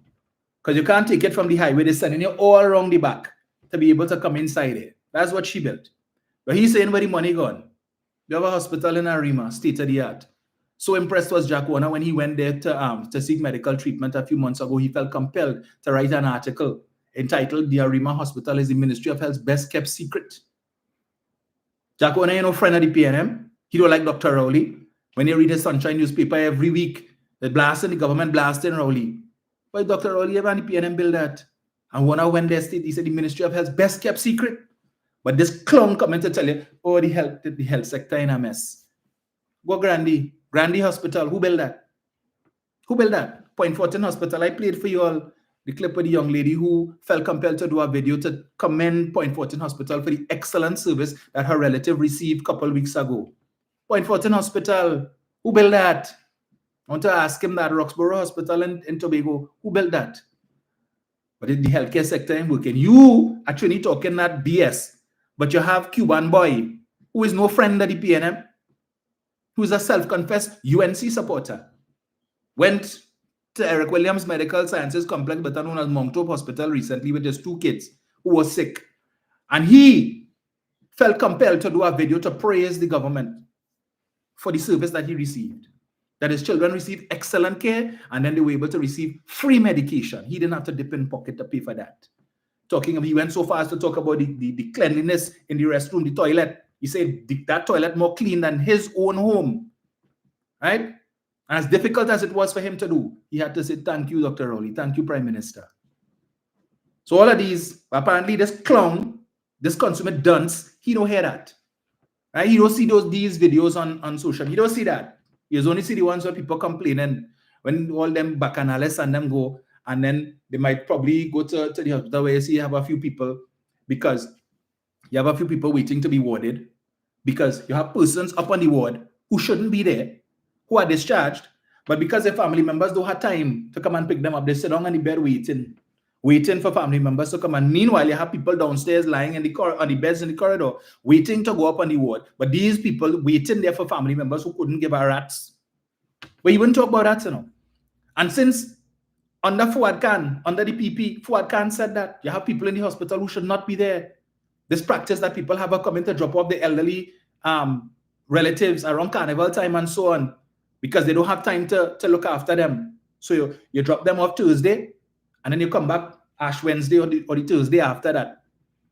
But we're reading stories about people who given their children things to make them vomit around carnival time so that they could take them to the hospital and the children are warded so they could go and play themselves. All of that is happening. He wouldn't talk about that. Yeah, the roads in our state and the roads in a mess. When last you see a protest for Bad Road? Government doing work. Remember when the Manzalina main road, when after the rains and the road mash up and the government had to do a temporary road. Every Monday morning they placarding and protesting The bypass road in a mess. Look at it, looking like the Bocas. I said, more than all kind of thing they complaining. Meanwhile, the main road being repaired. Today, the main road is fixed. No problems. You see anybody call the media and tell them, hey, come, yes, we want to praise the government for the work that they did. The road, excellent. Job well done. Right? Job well done. We complain about the bypass road, but the rehabilitated road, on point. No issues. They ain't going to talk about that. They ain't calling the media to talk about that at all. Every time the road bad, we complaining. There was complaining the other day about the Grand Couva main road. The road caving in, the road collapsing and so on. It fixed. I had cause to go to a funeral there up in Grand Couva a couple of months ago. The road fixed. You see any of them who was placarding, they went and called the media and said, come and see, the government fixed the road. No, always quick to complain. We ain't getting water in the pipe. It's weeks we ain't get water. But when all they get water, when the government spends millions to commission booster stations, so you all could get water on a regular supply, something you've never known since you live in there. You know how many booster stations Marvin Gonzalez has commissioned since he has been minister in the last 4 years and some? Unheard of. But yeah, people like Mark want to ask me if things better. Why don't go into that community in Tabakit, where the government spent $9 million to put a booster station so that 300 people could get a better water supply? I know what people in the UNC saying. All that money they spend for 300 people. Yes, the 300 people appreciate it. That is why and the PNM was able to put a licking on the UNC in Lengua Indian Walk for the by-election. Because for years, those people were suffering under the Couva Tabakit Alparo Regional Corporation. Right? Water racket. People spending $300 plus $600 every week to buy truck-borne water. Not getting water in the lines. All kind of racket taking place for years under the UNC Control Corporation. That is a UNC corporation. Whatever they do, we can't do nothing about it, so they got to buy the water. Marvin Gonzalez heard the cry of the people and he went and he told them in 30 days, problem would be solved. It was solved in 21 days. 21 days it was solved. No more water racket. No more taking people $300, $600. They had to be calling and begging for water because a racket running so people could eat our food. And the residents suffering. Between 2010 to 2015, it was going on to in a UNC constituency. Nothing was done to fix it. No water booster station, no running a lines. But Marvin Gonzalez, a PNM minister, went down there in a UNC constituency and fixed the problem. That was years old. Today, the people happy. So much so that when Prasad Bisesa decided to play politics and lie and say that the people, oh, they run lines where the people have no water and they mamagain the people. Residents went and they called CNC Twitter and tell them, come and see. We have water. We don't know where the leader of the opposition get his dotishness about we don't have water and they run line and thing, but we appreciate it because the minister came, he made a promise and he kept his promise and he delivered, he over-delivered because he told us 30 days, we get it in 21. We might support the UNC, but you see, give Jack his jacket and Jim his gym boots. We're giving the man credit because we are better off today, we're benefiting, we have water, regular supply because the man came and they did what they had to do. PNM, he could have said that is a UNC constituency, to hell with that. We ain't getting all here, we can't win this constituency and all here voting for us, so suffer. No, he went and he fixed it. This government has drilled more wells than perhaps any other government. Right? So areas, that's why you're not seeing as many protests now for water, because they're fixing it. In order to fix the problem permanently, they had to have money in order to fix the aging lines, the infrastructure, but that takes money which the government doesn't have at this point in time. So as much as they could get, they're fixing the problem, one community at a time, right? One community at a time, and more people benefiting. They just commissioned another booster station in Maraval there for the people of Paramin and Lee Platte and Mount Coco and these areas, so they're getting a better water supply. My family up in Paramin was complaining challenges that they have with water busting pipe. Now, booster station there, and many more around the country. But people like Mark wouldn't come and say, thanks, so you're doing a good job. But the PNM, they want to talk about crime and this and that. Work is being done. You heard about Tahaka Obika mention it. Contrary to what his colleagues, dishonest colleagues who play in politics, like the head of WIGOT, diversification is taking place. It has been taking place. It is taking place. And it is not for government alone. The private sector has a role to play, and they have taken up the challenge, and they are playing their role. That is why the non-energy sector now, as he said, is pulling along the economy. Because the government created an enabling environment that allows the private sector to be able to do that. But there are opportunities for the private sector out there that they need to take advantage of. Every time I go to the US, If it is I decide, all right, I want to cook, I'm feeling for curry today. I go to Walmart, I can't find no local curry. Closest I find, Grace Kennedy, which is a Jamaican company. Why are we not seeing certain brands on the shelves in Walmart, in Publix, in Whole Foods? All of these, the North American market. You could find no local brand. Save and except, I think I went in one Walmart one time and I saw Cricks and I was so surprised. I wanted to take a picture of it. Right? But there is opportunity there. You have thousands of Chinese living in Florida. If it is that you're feeling for something local, you had to go and find some out of the way roti shop, like Tabanka or Joy's roti shop, because you're feeling for a red solo. Why is that not on the shelves in these US markets? So there is opportunity there. And so that is why I commend companies like Associated Brands and all of these others who going out there and looking for it. Understanding that there is a market out there. China, 1.4 billion people. But what's the problem in Trinidad? The manufacturing sector will tell you, we have capacity to manufacture more. What we don't have is workers. You know why? Because we could run 3 shifts, but we can't get nobody to work the graveyard shift 10 p.m. to 6 a.m. Even if we offer a higher hourly rate of pay, we still can't get workers. So you know what? The Venezuelans come in and they're doing the work that the Chinese don't want to do, because they don't want to be in no factory 10, 11, 12 o'clock. They want to be home in their bed. Well, no problem. When the Venice come and take the work and they work in 2 shifts, 10 to 6. And I said, boss, well, I could take 6 to 2 as well. No problem. No problem. And they're working hard because they have ambition and they have a goal. They're saving that money, even if it means that they have to live in cramped spaces in 1 apartment or 2 with a set of people. At the end of the day, everybody pulling the money, because the intention is we ain't doing this forever, you know. We come here, we had skills in Venezuela. We could bring those skills to bear here. We had business in Venezuela, and we could restart here, but we don't have the money, so we're gonna work hard, make the money, and replicate what we had in Venezuela, and they're doing that. That is why today, Mr. Ferguson could be griping and complaining that the foreigners coming and taking over the yards. But who's selling it to them? Who's selling it to them? Is the Chinese? They didn't put gun to anybody here and say, hey, I'm taking your yard. They come and they make an offer. The Chinese say, all right, that money looking good. What I call little bit of plenty money. For a few dollars in their hand, more than they've ever seen before, and they figure, yeah, that big money. And then when it's done, they're going to end up working for the same Venezuelans. But blame Rowley for that. 7701763. Call you're not serious. Miss me with that. Forgive me, folks, for allowing Mark to throw me off what I was going to talk about this morning, but I got to touch most of it. So, yeah. Let me get this here.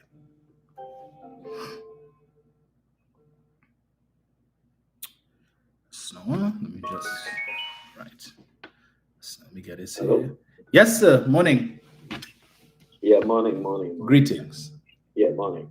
2 points I want to make very quickly. Mm-hmm. One, remember I made certain comments about Wiggers on Sunday and speaking with you. Yes. Well, when I switched to TV6 last night, I got a confirmation that I was looking for. That just concretized what I told you Sunday morning. They played over an interview that the president of Wiggers had with Hopkinson in the morning. And she made 2 comments that just confirmed what I told you Sunday morning. One, she said, what about SWWTU? What about OWTU? What about PSA? Those are traditional, perennial, anti-PNM trade unions for the last 10 years at least. So unwittingly, the president of Wiggers, as I told 2 people last night, if the chance was one, she let the cat out of the bag, not realizing what she was doing. And then to compound the evil, the next statement said it all. We're not responsible for mismanaging the economy.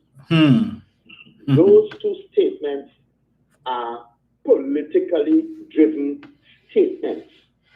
They are anti-PMM, pro-UNC remarks. And therefore, the if people were ever looking for confirmation about the designs and the agenda of the teachers of UWI, that is it. That is it. And she also attacked both Tiwari and Teman Sankar for saying that they should not hold the people's children's futures to ransom by withholding their marks. She also said that all of that is politics. All of that is UNC politics. You could even have waited for the Monday night thing for them to talk that is the very thing embarrassing and Padarat and those people. That is the same thing as they say in the parliament. That's the same thing they say in the parliament. So, madam, coupled with the fact that you found yourself, as I told you Sunday, coupled with what I heard you say last night on the news, which you said earlier in the morning, coupled with the fact that you found yourself on a UNC platform in their crime talk some months ago, on the stage, sitting next to Kamala Prasad, etc. To repeat, am I to assume or to conclude that WIGAT has now become an arm of the UNC? Is WIGAT now being drafted into the anti-PNM syndrome with Roger and Leroy Baptiste and Anizette and those people? Is UNC now a satellite of the United National Congress? I need to know. But I've got the confirmation last night. Talking about, did we mismanage the economy? And then citing those 3 trade unions, all of whom are now in the process of looking to bring down this country. Roger, I heard him on the radio yesterday, saying we are assembling people, workers at TNTech, they're going back again. And is it by accident? Is it pure coincidence that the president of WIGAT should call the names of these 3 trade unions? I mean, you know, all I am saying is that we got confirmation. I got confirmation of what I told you, Sonia, what I always suspected. And secondly and finally, let me say this. I don't normally refer to people on your chat and who criticize this and that. But I want to just leave one message for this person called Mark, whoever he is, whatever he is. Now, I don't know if you know, sir. I don't know if you, Mark. I wonder if you know that when Kamala Prasad Bisesa was sworn in 2010 as Prime Minister of this country, I wonder if you know that Ish Galbaran Singh's wife was there as a classified invitee to that ceremony. She was very present there at Bisesa's swearing-in ceremony. While, meantime, for about 4 or 5 years before that, her husband and Ferguson and all of them were in the courts of Trinidad and Tobago dealing with matters pertaining to the Piaco Airport Terminal project. Bisesa knew that.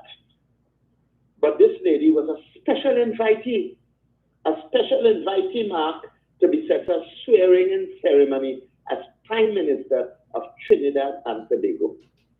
That's 2010. Mark, 1 year later, the very Bisesa's administration decided that they're not extraditing Galbaran Singh and Ferguson. And Galbaran Singh's wife was there at a swearing-in ceremony 1 year before.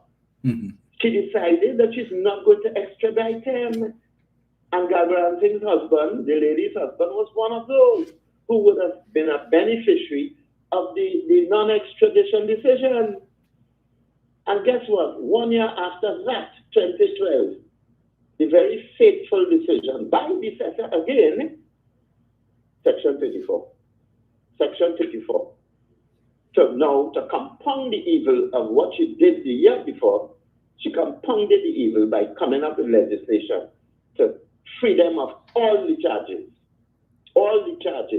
and lying to the people of this country as a justification for that 100 people or more stood to benefit from Section 34 and who were languishing on remand yard. But how come? She did this Independence Day, 31st of August was a Friday, 2012. How come bright and early the Monday morning, only lawyers for Galbaran Singh and Ferguson were all the outside the magistrate's court on St. Vincent Street looking to plead their case before a magistrate. How come only lawyers for those two? How come neither the men on remand yard nor their families knew about Section 34? So you lied to the people of this country. You lied to the people of this country when you wanted to save your friends. So what does that tell you, Mark?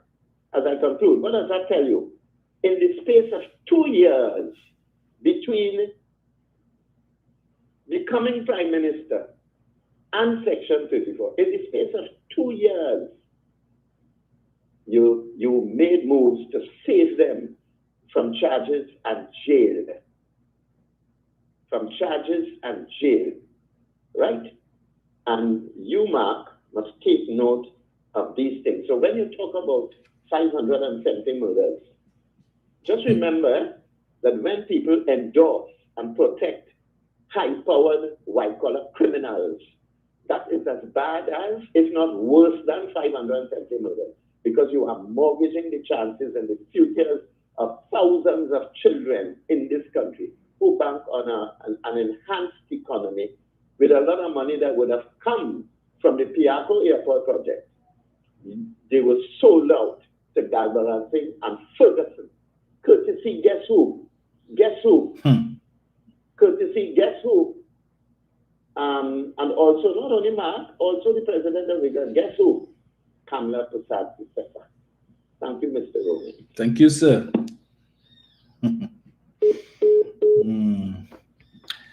Mark and they just forget these things. So let me get this here. So, 1 sec there, Jim. Right.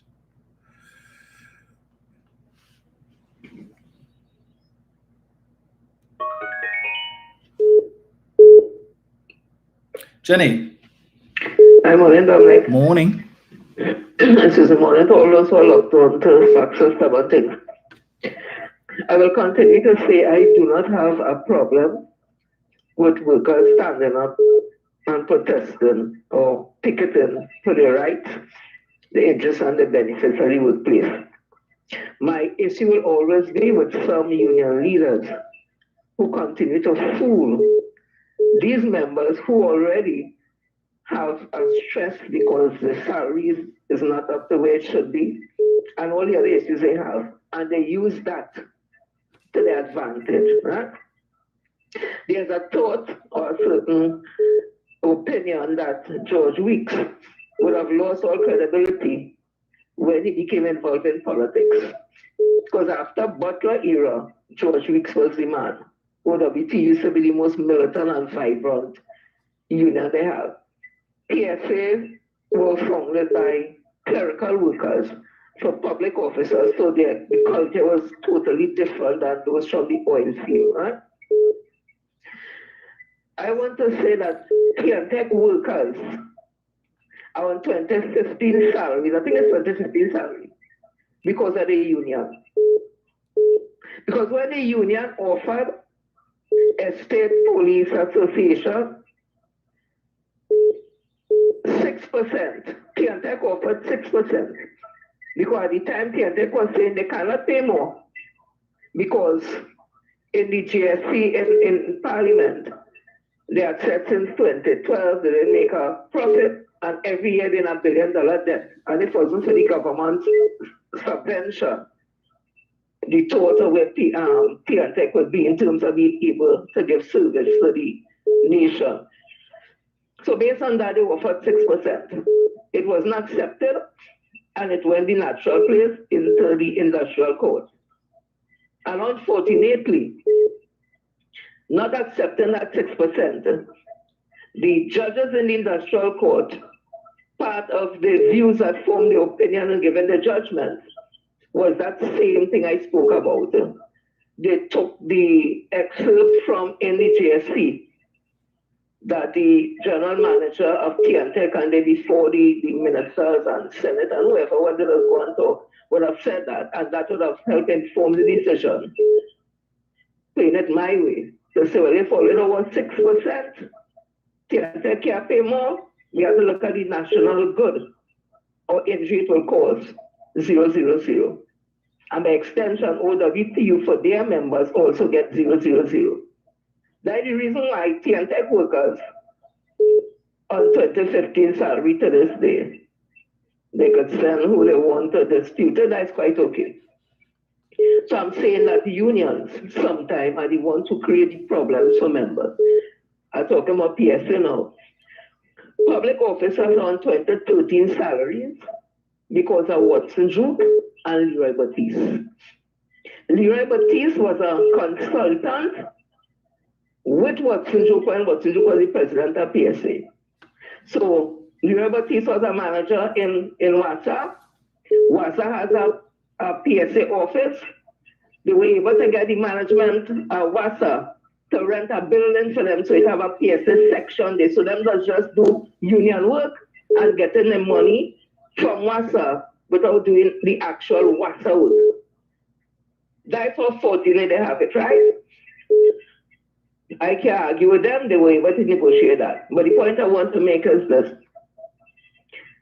The period 2014, 15, and 16, when Watson Solomon Juke with the consultant Leroy Baptiste should have been sitting down and seriously negotiating on behalf of public officers for increasing salaries for that period.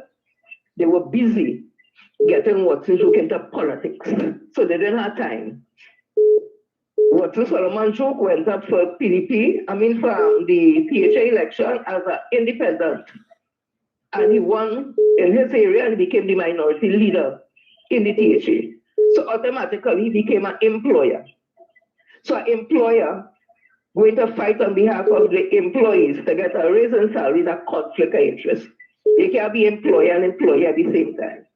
Because as a president of a union and the executive, you are the employees of the members who pay the money. That's one red flag.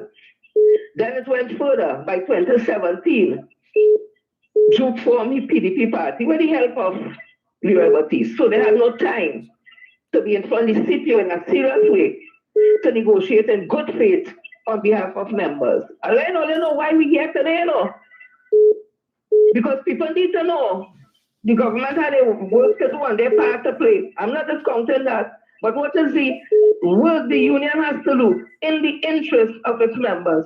So by 2017, Watson Juke formed PDP. And after that, they win the election in the THA. So when did Watson Juke with Leroy Baptiste had time to sit down in front of any CPO on behalf of members to get anything? So 14, 15, 16 passed. 17, 18, 19. You know, in 2019, what Juke do? He come and make a video and say, the Minister of Finance offer him a percentage settlement for the period 2014, 15, 16. He's not opening the letter now because now it's Christmas time. He can open it the next year for the year 2020. He never opened that letter. He never consult the General Council. He never tell consult what percentage the minister give to settle for 2014, 15, 16. But we heard on the Congress, that's 6 or 9%. And they want to come to tell we know the government how we so and open 4%. For them 6 years, Leroy Baptiste and Watson Juke can do nothing. It was politics that was on, and public officers remain on 2013 salary. So when the government now come and offer via the CPO 4%, for them 6 years that passed, because during that time, 2015 recession, BAM COVID-19 2019, the government was able to show they can't pay more than 4% because of the economic climate in this country. 4% they could offer. Why do you think the other unions take it? Ask any one of them. Let them tell only the reason why they accept the 4%. They was fighting in the beginning because I guess probably they didn't want the members to feel that they just give up. But they knew they had to settle because they had no evidence and information to show the CPO where the government could pay more than 4% for them 6 years. So I'm coming to where I want to go now. So we ain't got nothing settled. All the other unions accepted. Here, NUGFW under the new leadership, they might be settling also. So PSA is already settling. But you know what's even more sickening? Leroy Baptiste is going to ministries and basically declaring he's a US. It's not as if we didn't know. Because he said on the Labour platform that he not negotiating with this government on behalf of public officers for no increase in salary. He said he will go and meet with the opposition party, the UNC, and that is what he did. And them offer he 10%. Imagine that. The sitting government, you ain't going to sit up to negotiate for the 10% you feel we can get. You're going and talking directly to Kamala Persad, a government that has proven in opposition, when the government has proven they are kleptocratic, corruption, thief and no thief, you want to sit down with them instead of sitting with the present government to negotiate on behalf of public officers. But you're telling public officers, call the bell for next year. Because you have a crystal ball that say UNC will come into office and UNC say they're going to give me 10%. Because Kamala stayed on the handstand and she come out in the road and say, so hold on. You know what that ask him? So if it's a workout, so what you going to do? You know that dirty, stinking man say? And I had to call him that. He said, well, he going to sign 34%. Or they could tell me that some union leaders, because of the political affiliation, is not dragging down their members a particular way. And that's what I will say with we got. The head of we got, because I saw her sitting on the crime forum there, we cannot perceive the I will say that them political, and then they want to drag the students into it. It has nothing to do with that. So it's whole. The grades and all that. That is why both Luari and Mr. Shankar, they were former presidents of you. They said, don't agree with that. Like just to tell you how union leaders, some of them come now. They full politics. So like the whole union is whoever them represented. So I have to say, the Liberties feel the whole of the PSA membership is UNC. And I have to say, problem is in the field, all the lecturers and them is UNC. And all the students and them is PNM. So they withholding the marks. And in the PSA, all the members is UNC. I mean PNM. So they're stuffing PNM people. That's why it's in this country, you know. But some union leaders, you know. So when I see Liberties and them pastoring themselves, and them is politicians, and when I hear what they say about George Rick, the fact that when he got into politics, his credibility was shot, and then OWT became, well, you see where it is now. Ask yourself why it is in the state we are in this country. And I have to blame some of them union leaders for going directly into politics when it's supposed to be they remain outside of the, you can have your political affiliation, that's your business. But you can't impose that on people, and that's what Liberties is doing today. Imposing on us a UNC that is not in office and telling we, hold we bell till them come in, and you know very well, you will can't get no more than no 4%. And that really nasty, sickening part is about. But it have a serious place for them fellas and them with God is concerned. But Liberties has tell you again, right now your partner in Tobago here can even buy gas for your car. That way it reach what was the Solomon do. It is already can buy gas for your car. Liberties. When people see people like all you dragging in the road, it's people tears will fall on all you. All you go long, and Felicia Thomas says, go ahead. You're wicked. You're wicked. But don't worry.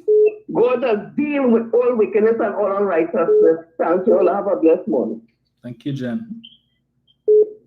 Always passionate. Just let me get this here. Hello, good morning. Hey, morning. Morning, sir.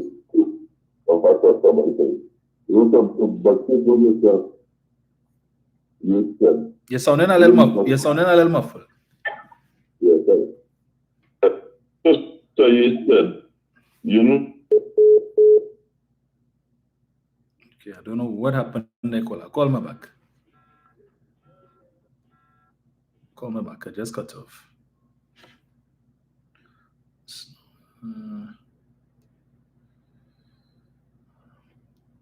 Let's get this here. Hello, good morning. Hello. Good morning, Dom. How are you? I am good. I called you several times on Sunday. I'll try to call you today, probably after lunch, if you're available. Of course. It's important, huh? Yeah. Last night before some more things that I cannot share on the public domain. Understood. Okay. I always have people that depend on nothing. The hospitals we have, who built it? Santa Claus Workshop. then the freeze was then. So please, Albert, please fix my deep freeze, fix my landline, and fix my wardrobe. Please, and I got a beg in here, and I'm sleeping, fix it. You see, hate has no kind of sense. Is parent perfect? No, because they're human. But for 9 years, you cannot tell you have no parent done. Hospitals, schools, highways, no cost overrun. I damaged my left tendon, okay? I do catering. And I mean, you get paid for the catting straight. You get it done. Was privately. I went in July. September, I got it done. They called me 2 weeks after, Sharon, so, to get it done. What more can the government give to you? If you want 14%, it means IMF, which means your children and your grand and your great grand will have to pay back Satan. He give you a son as a gift. You don't pay for the gift. Is that what you want, really and truly? We all have gifts and talents. Find them. Let me tell you, I write poems and plays. I went away and sang and made some money. I went away and did my friend tie-dye, made some money. I cooked away and made some money. I went to the wedding vows and made some money. Find your gifting. You can make a slam, a t-shirt, or a book bag, or sell case. Find your talent. The same government do for us, like hospitals and schools and roads. But we too must help ourselves. Don't litter. When you throw a bottle in a drain, and I throw and somebody else throws, what happened to the drain? Not flooding? Look in Puerto Rico, up to now when Trump was in power the first time. They never got help. They complain? No. I bought 4 flood bags in my middle flooding. 1,005 from a place in Leventil, and a middle flood, just in case. In flood, I know I have protection. 15 feet of water in the hole and 20 uses for each flood bag. So I'm spending the next couple of months or years with those flood bags. Put things in place. You are playing mass, you know what? You got to have a man susu for costume and stuff. Then put things in place for flood. God forbid, put things in place. Get up of your butt and stop depending on government. What do I have in my hand? What can I do? Christmas time, bring a small pastels, go sell them. Go to hospitals, pastels for sale, make food, make pay me. Pepper sauce, seasoning. In your backyard garden, do all those things. And get. Why are you so lazy? Government because he flood, you know. In Valencia State had a flood where a mother at 3 months her baby died. Would they blame? No. We blame the government. In 2010, there was floods. There was rape, there was murders. A little child in 2011 at 60 months old was kidnapped and raped by a man in Paria. Who was coming for that? A child in Ceylon, raped and murdered. The boy in Joseph was put alive by his dad. Where was Kamala? Where was Ma? Where was the bachelor? Where were you? Why? And stop cursing my land. Bless your land. When you curse your land, you curse your atmosphere. Our feet are the only things that touch the ground. God said, let there be, and there was. Lord, I rebuke every naysayer, Father. I rebuke every naysayer who cursed my land in the name of Jesus Christ. Father, I choose today to bless my land. God, I speak to the trees, to the birds, to the bees. God, I speak to the environment. Lord, today, Lord, I bless my land, Lord Jesus. God, I bless my government. God, you put them here for purpose. And God, when they curse the government, Father God, they curse their souls. Don't tell it in Romans 8, right? It says, pray for the people in the government. When Miriam and Aaron spoke at Moses, leprosy, Korah spoke at Moses, and the Bible says that the earth opened her mouth and 500 people died. It is saying, God, you know, and when you curse your land, you curse yourself, you curse your children, you curse your plants, you curse your environment. Right, pack your bag and go and don't return. Well, then I'm home for a good day, right? Mm-hmm. I will slap you my number. Okay. Have a good day. Bye-bye. Be blessed, my people. You too. Thank you.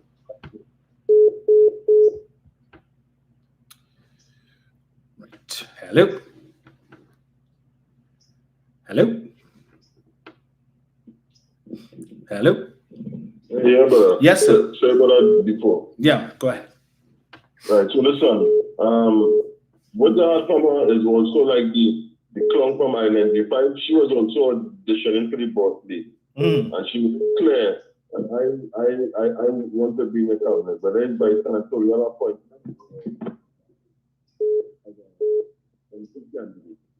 you know what you also said to, look at people and do this crime, the of the government. You're muffled again, caller. To run UE. And she was just saying that this government is in arrears of $1 billion. But if this government in arrears, what about the other governments too? And incidentally, we put the lion's share, we haven't put the lion's share into UE, right? If you withdraw the government subvention, it will have nothing going on in any campus, more so where she teaches, because the monies are used to do what? Upkeep the buildings, maintenance, pay ancillary staff, security, right? If the government refuses and pays to suppliers and so on for services, various services, whether it's janitorial, whether it's supply of paper and maintaining the equipment like photocopiers and so on. If the government paying and tech and so on, if the government removes all that, but what happens to the institution on a whole? And like the minister explained, it will be another 720 million added to the wage bill and in terms of recurrent expenditure. Good, over the period. So she and that clown, I'm glad she came out naked there and exposed herself, right? Of what curational finally. Yes, and the yellow camp once and for all, right? And that's what going on with them. And people had to speak to them, and the thing about it is that they cannot help themselves.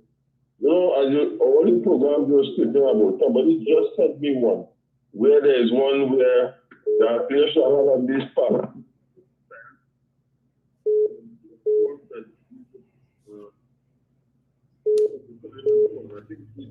There's open now for people between over 18. You must have a bank account and so because you will be getting a stipend.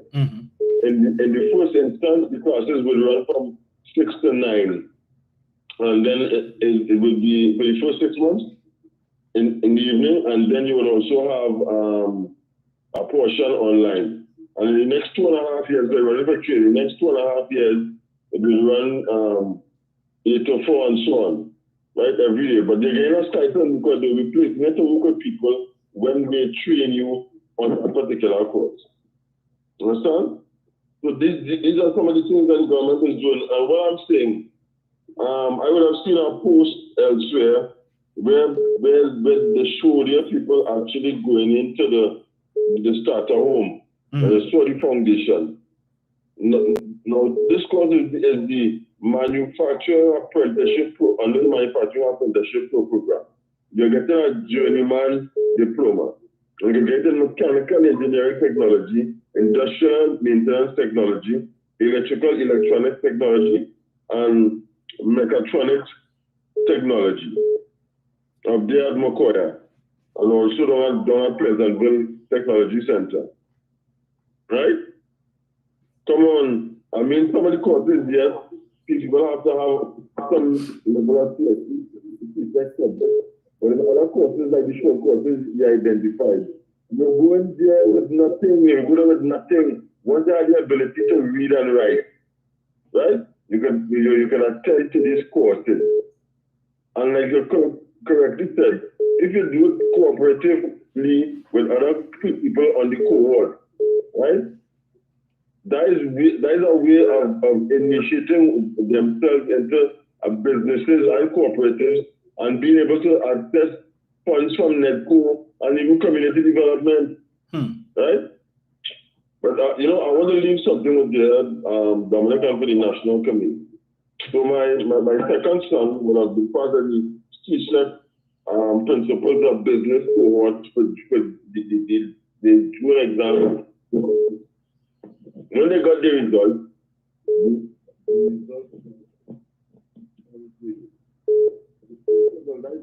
because they would have what people do, and they should do a query. Okay. The other parents who children also affected the query. Incidentally, this happened across several school campuses, right? I received a contact from the principal of my son, the school my son attended.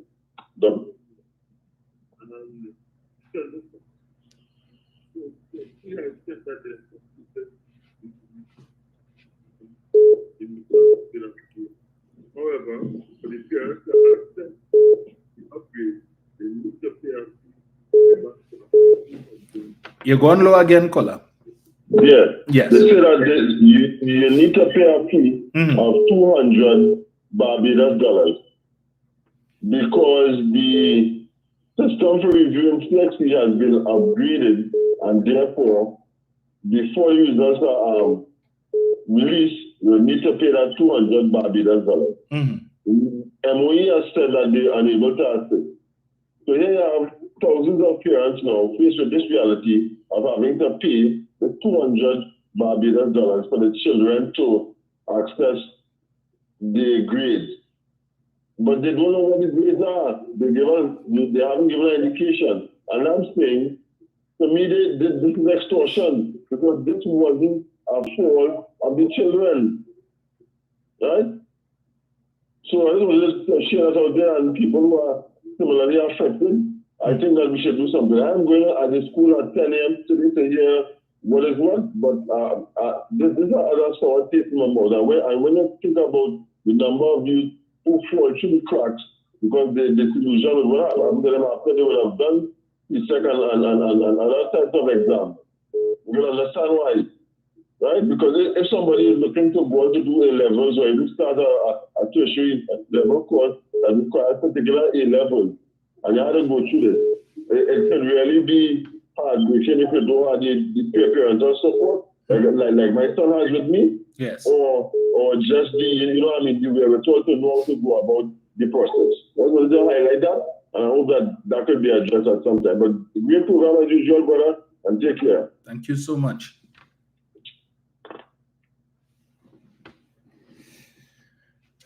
See when Kamla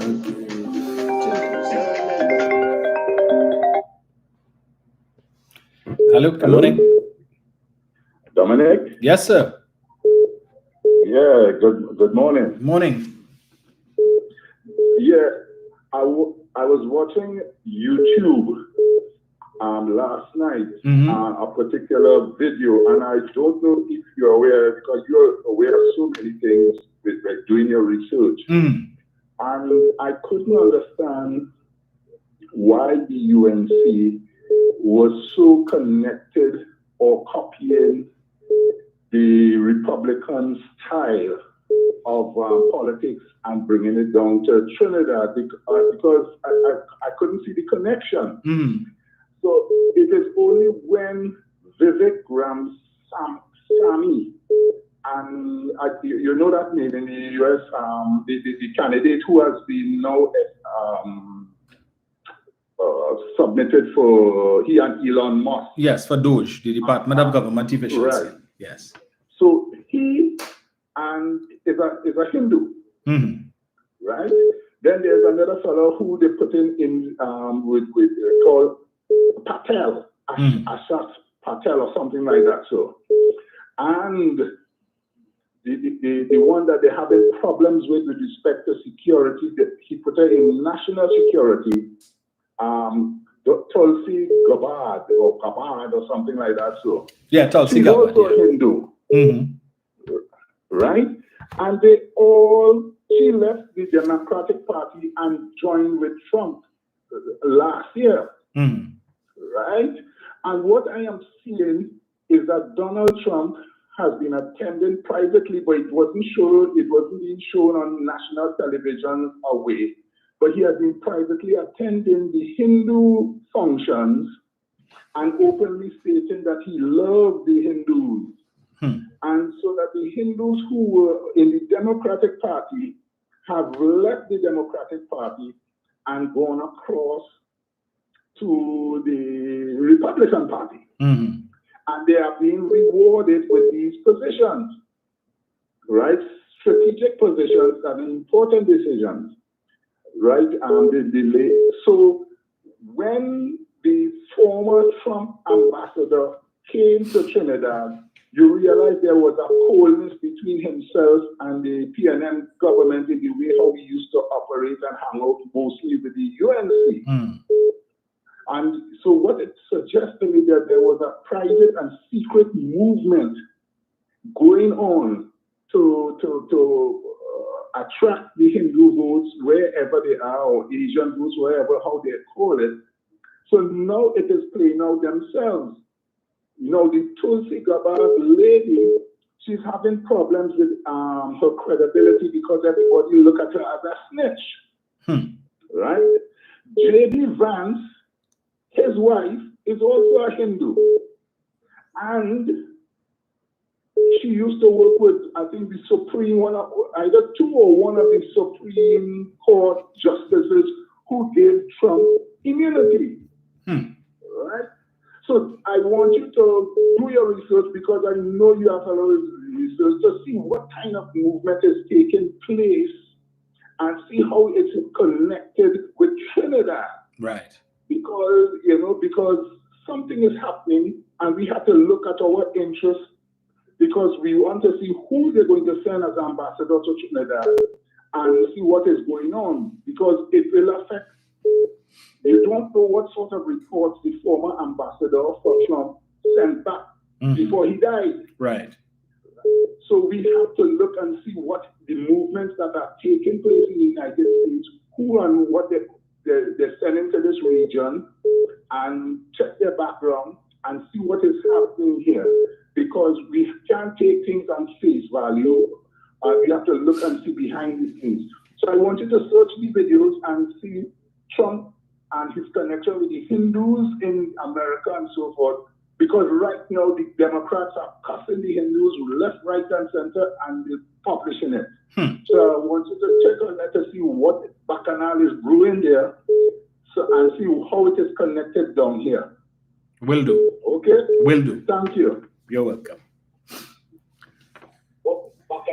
Mr. Chance. Hello? Hello? Hello, Dominic. Yes, sir. How you doing? I am good. Yeah, nice program as usual. I like you. I want to join the discourse with respect to what the government is doing. We have to talk about the politics. I think that is a very important topic, and I think we have to develop that more and more and more. But this morning I want to do that, and I'm taking that from the statement made by the Prime Minister. The rich, there's nothing wrong with the rich getting richer, but the poor must come out of poverty. When the Prime Minister said that, he meant it, because we are seeing, as we spoke about the last time, what is happening with the manufacturing sector. The corporation tax, those people there, and they help in certain ways. But this morning I want to join you with respect to the getting the out of poverty. But before I do so, let me say one thing. That first of all, there's a research that came out on the 24th of August, addressing the matter pertaining to the suffering. I heard that a political pipsqueak last night. Yes. Well, we say that we suffering, and we have said that all the time. But we're not only talking just by talk and things that we observe. I'm quoting from a research survey done on the 20th of August this year, 2024. And that research survey was conducted by the United Nations in conjunction with the European Union. And the headline of that survey is, most of the population of Trinidad and Tobago are saving money. 75% of the population saves money, and 81% of the adults have a bank account. I'm asking the people of Trinidad and Tobago and your listenership, if most of the people of Trinidad and Tobago are saving money according to that survey and that research done by experts, how that could be aligned with the suffering? Could you explain that to me, my people? Could you tell me how is that line of that? Is that math? 75% of the population saves money. 81% of the adults have a bank account. The survey focused on nationals over 15 years of age. It looked at what part of the country you live in, right? The financial background, the age, and the gender. And they came up with that. So let us debunk this business of what we're suffering, because there's a survey to indicate that we're not suffering. And the manufacturing sector, very quickly, I'm glad you spoke about that. Why is the manufacturing sector important to the small man, the ordinary man? Because my conversation until the election is going to be focusing on what is happening to the ordinary man on the street. What has the government done for the ordinary man on the street? That is my focus. That is my conversation to all the listeners all the time. And why I'm focusing on the manufacturing sector, people? Because it creates jobs. And when people have jobs, they put food on the table, they mind the children, they send them to school. And right now, the manufacturing sector has created 50,000 jobs. 50,000 jobs. And when the manufacturing sector expands, they create more jobs. And more people get jobs to put food on the table, the ordinary people. So that when Dominic talks about the people expanding to Europe and so on, what does that mean for us? How do we benefit? Yes, we benefit because those 50,000 people keep their jobs because there's a market for their goods. And then when they expand, more people get jobs. So that manufacturing sector that Obika spoke about, the growth in that is important to me as a citizen because my family and my brethren could get jobs to put food on the table. And let me just quickly state some good news I saw. I saw that the Trinidad and Tobago got a bump on the economy of $93 million US over Carnival. You know that turned out to over $631 million. That's a good news. And the second thing is that the Ministry of Energy posted a video showing that there's a production sharing contract with BP for a gas field in Trinidad and Tobago waters. Good news for me. You see, as a citizen, these are good things for me because once we have enough money to put in the treasury, my sister could get a pension. My children could go to work because they could get paid, and we don't have to knock on the door of the IMF. Those are the things, consequences for me. That's what brings joy to me. So let me finally say, as I join you in the business of getting it out of poverty, you spoke about the Ministry of Youth Development and National Service. what attracts me most as a citizen is the focus the government is placing on entrepreneurship, letting our young people become businessmen. Because when they do that, they create generational wealth. So you're talking about any poor come out of poverty? They only come out of poverty, but they're creating generational wealth. That is what I support the focus on respect of skills to become an electrician and a plumber and a mason and so on. But as a citizen, I appreciate and understand that that's an area we have to focus on, particularly the African community, to become businessmen, to become the owners of our own businesses and employ people. That's an area that we have not been shied away from. Most of the times we work for somebody, and this government must get some serious kudos for trying to bring us out of poverty, and not only bring us out of poverty, but put us in an area to create generational wealth by entrepreneurship. And that is a big, big thing for me. What is happening in the Ministry of Housing? How do we create that opportunity here? Do you know that the government reduced the ceiling from 45,000 to 25,000? Who is going to benefit from that? Those people will come out of poverty because they have an opportunity at home. 25,000 now, and the UNC was 45,000. What about the Home and Village Improvement Program? People coming out of poverty. The government is giving them literally a free house, full, a concrete house with good roof and everything. And that program itself creates jobs. The last time in 2024, I saw an assessment, they created 10,000 jobs in the community, a whole. You had 800 families benefited from that. And that moved them out of poverty. That in itself put them in another plan where they can use their homes now and get a loan in the bank and be able to do things and develop themselves out of poverty. What about the Home and Village, the Home Improvement Grant? 1,423. Where the government is giving these grants. I remember the word I'm using is grants. So they have to pay back to help them improve their homes. When they improve their homes, they improve the family status.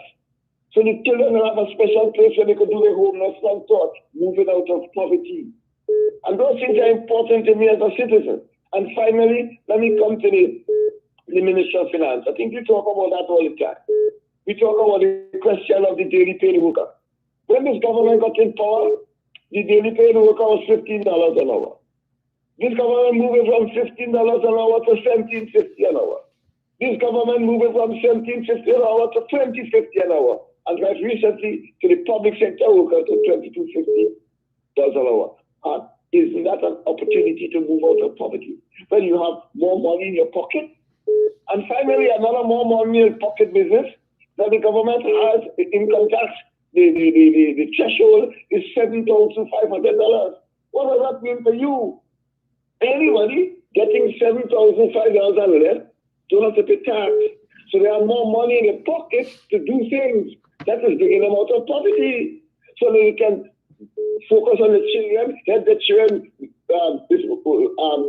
lessons and things like that, and do other things that help them get out of poverty.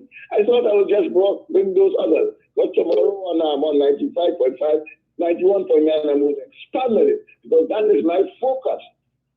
That's my focus now for a long time. What the government is doing to bring us out of poverty, to bring it massive. But I think it's very important for people to be educated in what the government is doing to bring them out of poverty.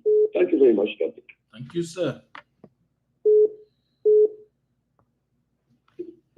Brian. Morning, Dominic. Greetings. I'll be very quick because I know it's about 9 o'clock. I know you need to go. Dominic, I'll tell you this, and I have to agree with Mr. Yates and Jenny this morning. Yes. As they stay on I try to educate all of us with respect to why the union heads are getting on like that. And I have seen it because of the fact that they all have an axe to grind with this government. And there's nothing to change my mind with respect to that. You remember, Dominic, the Superfast Galicia? you remember the person who was both broker and attorney for the port that was responsible for the Superfast Galicia coming to Trinidad? And this now president who wanted to hold this country to ransom, this union president, about this 12% with respect to what they did in 2015, when they were willing to agree to anything with any union because they wanted the votes. 12%, which they would have agreed with as far as Stephen Cadiz was concerned. And he kept harping and harping and harping on that.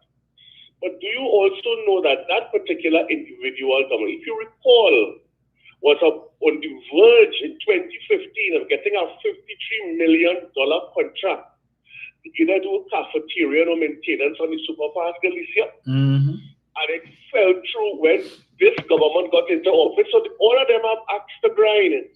So if your attorney who went into the industrial court with you is that particular attorney who doubled as a broker for the Superfast Galicia, and your attempt to get a $53 million contract just before this government got into office in 2015 failed because the Superfast Galicia attempted to extort this new government by saying we want more money for our vessel. And this government, Dr. Rowley, said no.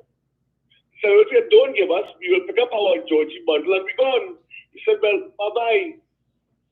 What happened next? Diane Haddad was up and down this country complaining that things so bad in Tobago. You recall all of these things? All these are people who have axed to grind with this government. And all of them will do whatever it is, especially while they are all planning next year. All planning. The same thing about with Rocher. When the refinery was closed down, Rocher lost about $10,100 bills every month. So he too has an axe to grind. They don't care about whether or not the refinery was making money. Up to last night, I listened to Tanko on my television talking about Rowley closed down the refinery. Regardless of how and why was that? It just came out of the blue. Why would and primetime news claim that from Tanko, who knows better, when it's not the Petrochin has not been closed down. But that is what they played last night. Because they all have acts to grind. You understand? Look at Rocher. Rocher's been there since Lord knows how long. When Errol McLeod went into the Peace Partnership government, Rocher has been President General. Have you ever heard about any elections in the Oilfield Workers Trade Union since then to now? Where's the democracy in the Oilfield Workers Trade Union to say that, okay, you have heard about a challenger for the President General for Rocher's position? Where's the challenger for that? So he is President General until he decides to leave, or whatever it is that Kamala Prasad has promised him if they win the next election. That is what he is harping on. So therefore he has decided to round up the troops, the African troops. Because that is the only way Kamala sees herself getting African votes through these union leaders. These same union leaders who signed the Faizabad Accord in 2010, or 2009, I believe it was. And today, they're going back, cap in hand, begging. The same people who are going to dump them eventually. So all of them have asked to grind. Jenny spoke up, Mr. Ye spoke about Wigot. But we all know, we all saw her on the UNC platform for the so-called crime talks.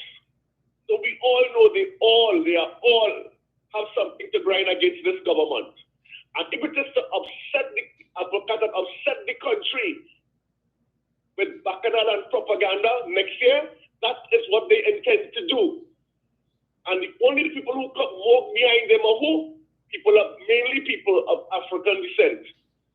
And that is where Kamala Prasad believes she's going to get her votes from, by pulling these leaders into that something like when they get them at 10% or whatever the case might be, or some position high up in the government, that they have decided to put all their blood, sweat, and tears behind the UNC. And union members will follow them. And that is what Kamala Kosabi Sesta is hoping for, because she can't come in the East-West corridor to get a great amount of African votes. She knows that. So therefore, she's going through the union leaders and making them promises that she may not be able to keep. And we as a people have to understand all of these things, because as I said before, all of these union leaders have axe to grind Dr. Rowley and this government. And they don't care. They know that. We know that. But they don't care. They want to get their own piece of the pie. It's not about the union members, as Jenny rightly said. It's about them and themselves. Because nobody elected Leroy Batiste. Nobody elected him. He was appointed. Roche has never had an election, an internal election for President General for over 15 years since Errol McLeod left. He was appointed. You understand? And he set has his own axe to grind with questions to answer in the United States. But don't even talk about these things. But we know all about Dr. Rampersad from Wigan. We all know about her. She is pro-Kamala. We know that already. We understand all of that. So while we have to look at all of them and understand where they are coming from, we have to understand what it is we have to do. And we have to keep reminding the people that all of them want something in return for themselves, not for the country, not for the betterment of Trinidad and Tobago, not for the betterment of their members. It's about them. We all have an axe to grind, and we must be mindful of that. Thank you, Dominic. Have a good day. Thank you, sir. Well, it's 9:08. I'd love to continue, but yeah, got a lot of work to do. Let me just take this last one here. Leave it element here where I say. I know you're coming with nonsense. Go ahead. Go ahead. Go ahead. What's going on? Look at Yeah, make it quick. Dominic. Yeah. Are you aware? No, I'm not. That Barataria and Rowley Jr. and a guy named Eric, not this one you have here, just be calling on 106.5. I don't listen to 106. And they gain my respect for that. Because, Dominic, they're taking it to the UNC. Mm-hmm. Just like how I was on the ground report. Uh-huh. Mr. Chance used to call 90.5, but he gets off. He called in 91.1 and he calling you now. He gets off. Dominic, I will leave it there. Thank you, leave it there. You're too kind. I will leave Mr. Chance to respond to you if he so desires. I reckon you had 2 minutes. I had to go. Late. 2 minutes. Quick. Hello, Ronald. Yes, sir. I don't call it. I wasn't calling you, know. I look at the for work. I say, let me hear what the video said. Good morning, Mr. Robin. Where's all the listeners, callers, and viewers, facts about things. Yeah. You see, Dominic, you just attract people. You understand? Anyway, now my whole situation is I won't be long. You see this thing about they talk about this crime symposium the UNC is having up and down the country. When they were in government in 2010, and the then Saparia old Jarabat said that crime would be a thing of the past, and in 100 days they would have crime under control. Mm-hmm. I wonder what's going on after almost 15 years now. The same bill that they were championing for, they are opposing now, and then they come to talk to me and tell me about the crime situation. Kamala and them is the instigator and the fueler of the crime situation in this country. Every time the opposition, UNC opposition, crime always skyrocket. Have anyone in the media or in authority ask themselves why every time the UNC in opposition, and it's not now that going on.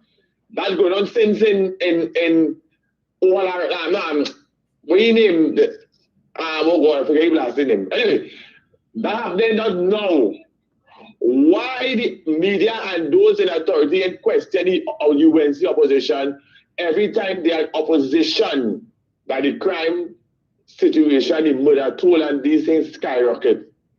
Right? Up to now, you can't hear any information about the alleged gun factory, the guns they find down in South Trinidad by some businessman place. Yeah, a word about that. The container with the chicken and the drugs. Not a word about that. I wonder why they call it SOE. I will leave that for next year. I will drop that bomb next year. Dominic, good program. That's what I'm listening. Thank you, sir. That was my last call. I see the trolls really come out this morning on YouTube. There's this new one I'm seeing here called Mr. Trini. Says,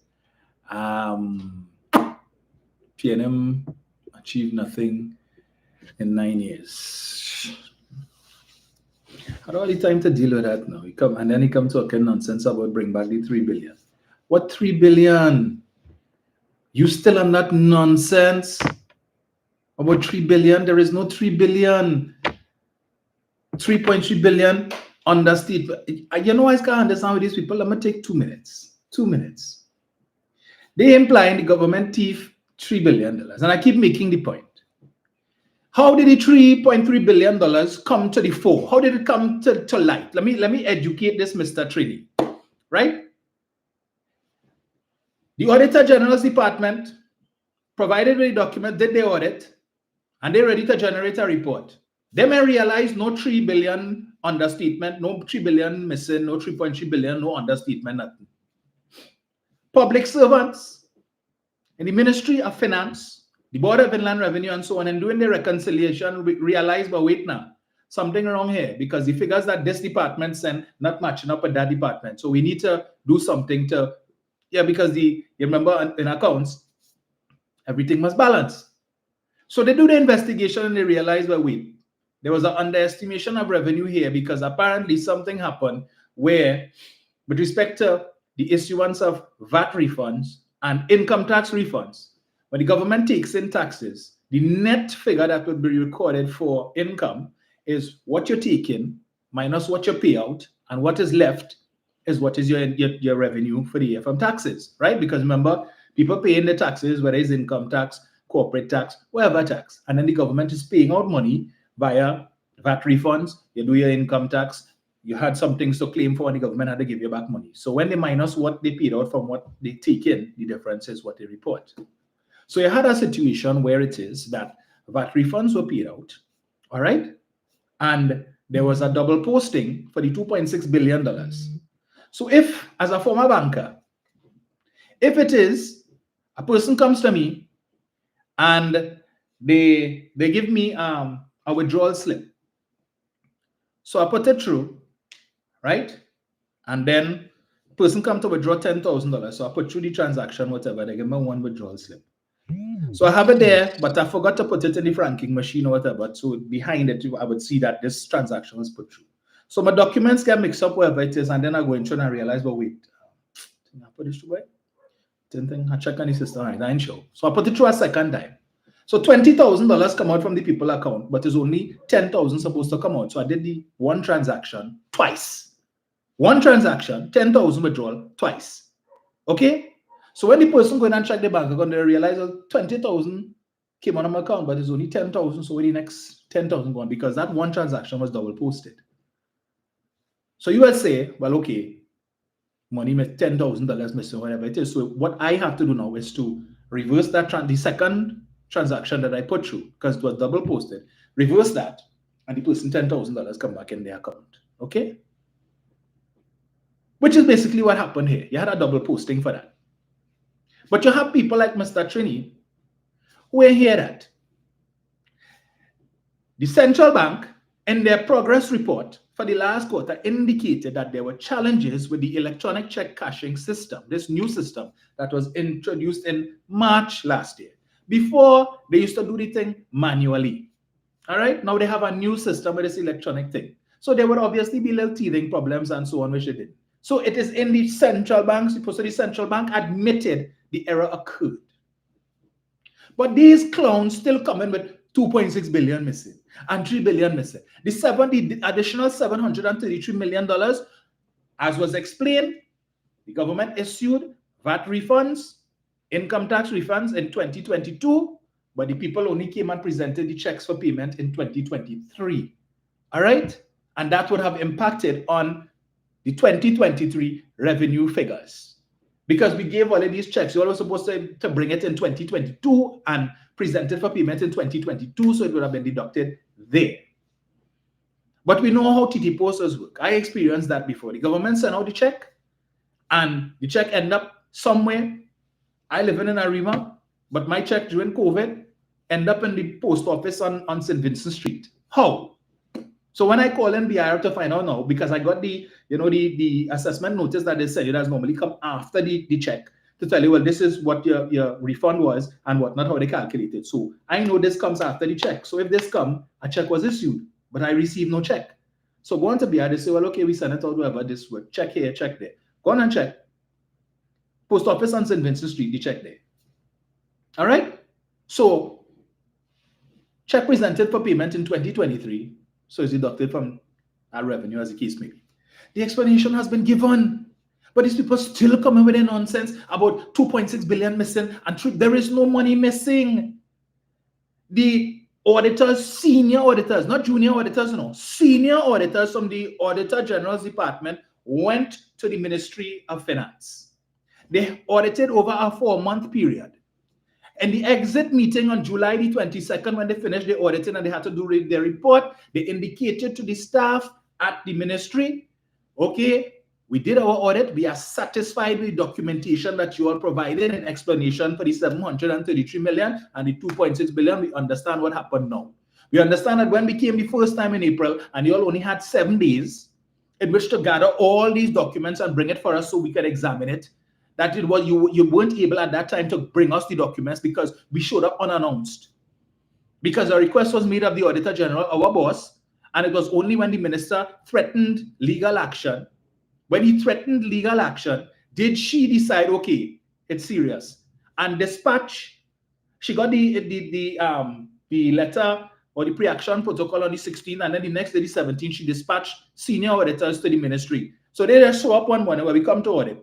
Well, we didn't know they come into audit. What documents all they need? So they now come to ask for these documents, and we have to go scrambling like headless chicken to get this here because these documents do reside here, as with the Board of Inland Revenue and so on. And 7 days later, she produced a report. While the people still auditing, how the hell you could audit and do everything and produce a report in 7 days? The minister came to the parliament and requested an extension. They get 4 months.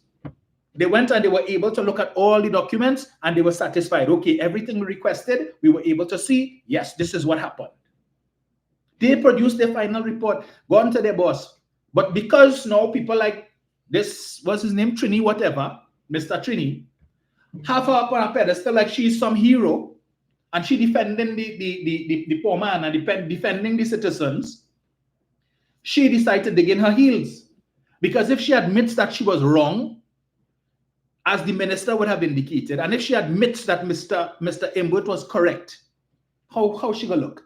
After they praise her and lift her up, as if she's some kind of something.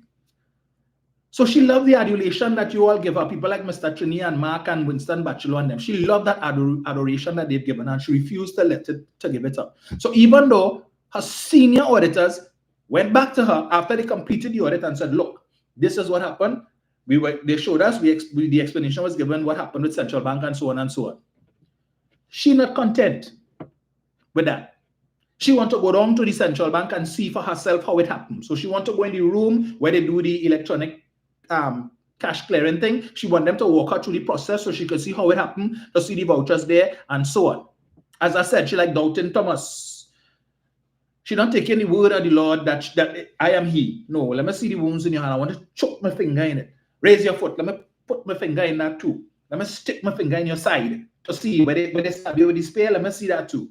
And then even when she got to do that, she said, nah, boy, I need to go down to the tomb where they put Jesus. Let me see for myself that he not in the tomb. So she go, the stone is rolled away and cracked. She gone inside. The shroud is there. I still not satisfied, because I feel like I steal the body and put the shroud here. I want to later conduct a DNA test on the blood and the shroud against Jesus' blood. And I want to go down to the lab too and see when they do the test, because next time they could switch up samples and so I want to see when you all cut the sample from the shroud, and I want to see when you draw the blood from this man and run the test and prove to me that is the same person. And then even when they do that and they prove, she said, nah, that's not good enough. I want him to perform a miracle for me. Turn water into wine. And he turned the water into wine. And she said, it's wine tasting good. Nah, I want another miracle. Bring the dead back to life. Who you want? Bring my deceased grandmother. She dead how much years now? And she was cremated. So bring her. Bring her back to life. And as she about to say, nah, that's not good enough, the grandmother, she just turned into a pow slap. You're on foolishness. That is what is happening here. And you have people like Mr. Trini, whatever, Mr. Trini and Winston Bachelor and people like Mark and them. You can't help. They beyond help. They beyond help. So it don't even make sense. But anyway, folks, I got to go. As Celestine Allen said, them is as dotish as they come. Time and time again, they say no money was missing, but they so hate PNM, they're going stupid. Exactly. They're going down to the wire with that. It don't matter what explanation. And it's interesting, you never hear Kamla say any money missing. Munilal never say any money missing. You know what Munilal said? That the government tried to pull a fast one. That the minister overestimated the amount of revenue earned to give the impression, the false impression, that the economy performing. That the revenue didn't exist. It never existed. But according to Munilal, his term, they tried to cook the books, doctor the figures, to make it look like the government made more revenue than they did so that they could fool the people into believing that the economy performing and the government did well.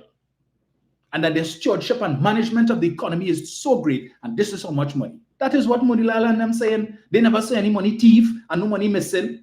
So the leadership of your party, the people that you all following blindly, them is saying money missing. They never say no money thief. But all you who down below, in the trenches, all they coming to say money missing and money thief.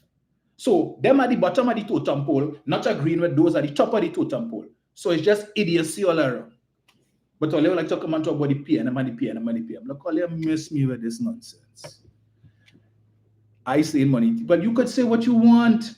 How the hell how do you steal $3 billion? How do you steal $3 billion and the Auditor General audited the accounts and didn't realize $3 billion missing? So call me what had to be the biggest dotish thief it have in the world. You thief $3 billion. The Auditor General audited the accounts. I realized $3 billion missing, and then you pick up the phone and call and say, well, here what now? I thief $3 billion, but I realized when you did the audit, you didn't realize the $3 billion thief. So I just letting you know I thief $3 billion so you could report it. And that making sense to people like Mr. Trini.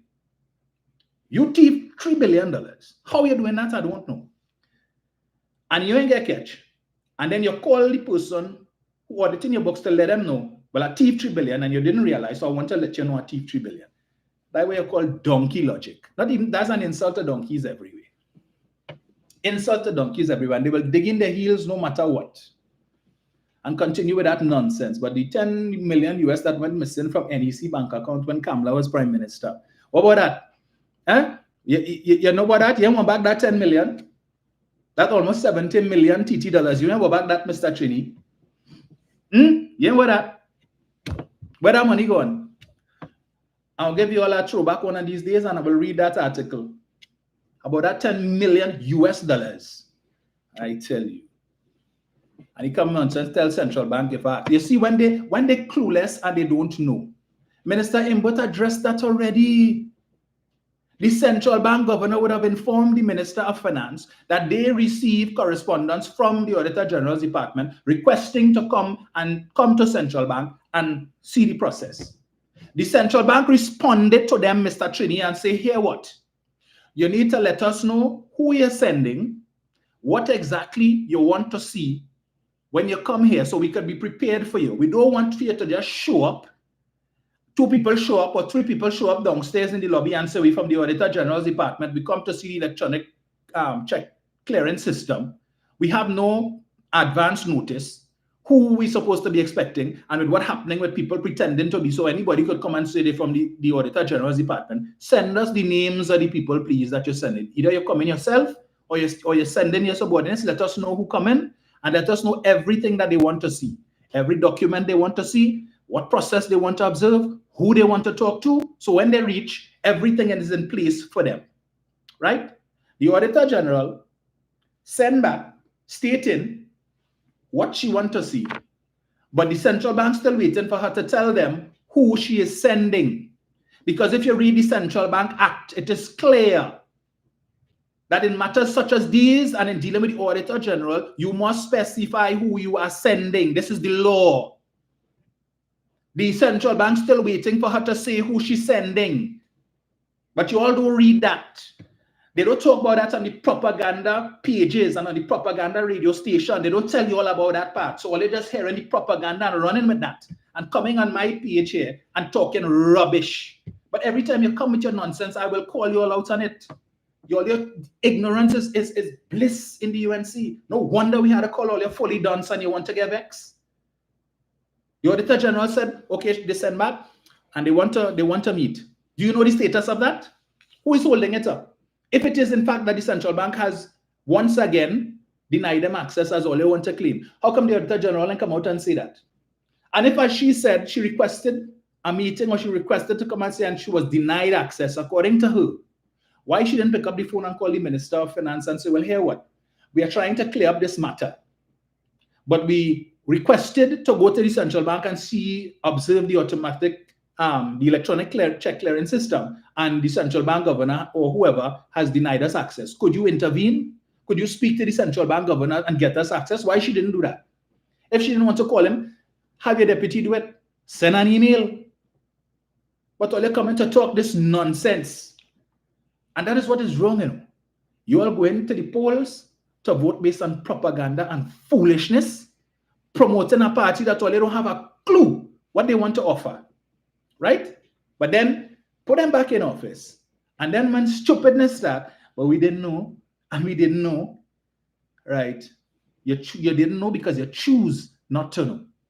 Because you choose to listen to rubbish. A set of dotish, ignorant people who are clueless. Anyway, I don't have time. I really don't have time, much more time for this, right? Because you could keep throwing out things, and anything that you throw out, I could respond to. Go and do your research. It is there. The Minister of Finance issued a public statement. He sent it out to all media houses. So if there's anything in that statement that is untrue in respect of the conversation he had with the central bank and what was told to him by the central bank governor in respect of that request by Jayawanti Ramdas to come to central bank, if it was untrue, she would have come out and said, is a lie. Because it was in the public domain, it is in the newspapers for all to see and read. So I'm certain she saw it. She read it. So if anybody was lying on her, through her attorney, she could come and say, this is untrue. And I want to put the facts on the record. She could have called the Express, the Guardian, whoever to have an interview, right? And she could have tell them the truth. She has not responded to any of the claims that Mr. Mbut has made in respect of that document he put out in response to the affidavit that she filed. But again, well, I don't know about them things. Folks, have a very good day, right? There are some people who are just beyond help. Beyond help. Ignorance is bliss. You just can't help them, no matter what. No matter what truth you give them. Even if Jayawanti Ramdas were to come out now and say, so we went to the central bank, we went through the process, we saw what happened, and we understand now, and yes, there was no money missing. People like Mr. Trini will still come and say money missing, even though the Auditor General herself come and says money is missing and everything is above board. He will still continue to say money missing, because according to he, the PNM dishonest like that. It's not the PNM have a man sitting down in the parliament who's on $1 million bail for fraud, conspiracy, and misbehavior in public office with the title of lead chief whip. It's not the PNM, sir. It's not the PNM have a man sit down in the parliament who was fired from not one but two public utilities companies for gross misconduct and misbehavior in respect of public monies. It is not the PNM that has a man sitting in the parliament who is currently under police investigation for human trafficking, prostitution, and misbehavior when he was sitting on certain public state boards under the People's Partnership. All right? It is not the PNM who is accused. No PNM minister or member of parliament is accused of putting money in the prime minister bank account, $135,000 in the prime minister's account, and can't remember what he put in, what that money was for. That is not on the PNM side, lest you forget. All right? It is not the PNM prime minister who is accused of taking $8 million in bribe to facilitate Section 34 so that two-party financiers could work free. So when you want to come with your dotishness about the PNM dishonest like that, check yourself before you wreck yourself, all right? Because no minister in this government has been accused of being a bag of money minister, as was the norm between 2010 to 2015, when every Monday morning is somebody getting fired, cabinet reshuffle, because somebody accused of taking bribe, right? No PNM minister's phone was found in a bar after they went and drank too much, and people went through the text messages on the phone and seeing arrangements and conversations with the bag of money man. That didn't happen under the PNM. And in case you're not aware, the majority of politicians in this country who have found themselves before the courts as having been charged with a crime came from the United National Congress, right? Not the PNM. Folks, we will chat again on Thursday morning, God's willing, 6:30, same time, same place. All right, remember to share the live and subscribe YouTube so that you can get the notification. So if I'm not able to come out on Thursday, you would be aware of when next I'll be on, right? And we keep the fight. But like they come out this morning is Mr. Trini. So I don't know if it's a relay they're running. So it started off with Mark, and then we had Winston Bachelot, and now we have Mr. Trini. Well, I ain't giving them time to have the last leg, or maybe there was somebody else in between there and I missed that conversation. But Lord Father, jeez and ages, boy. Was that year like Camille and the 143,000, boy? Something good, something wrong with you, yes? Something very wrong with you. Yeah. Folks, Tuesday. Ricardo says the man or woman is a blind dunce. Insulted dunces everywhere. Tuesday, folks.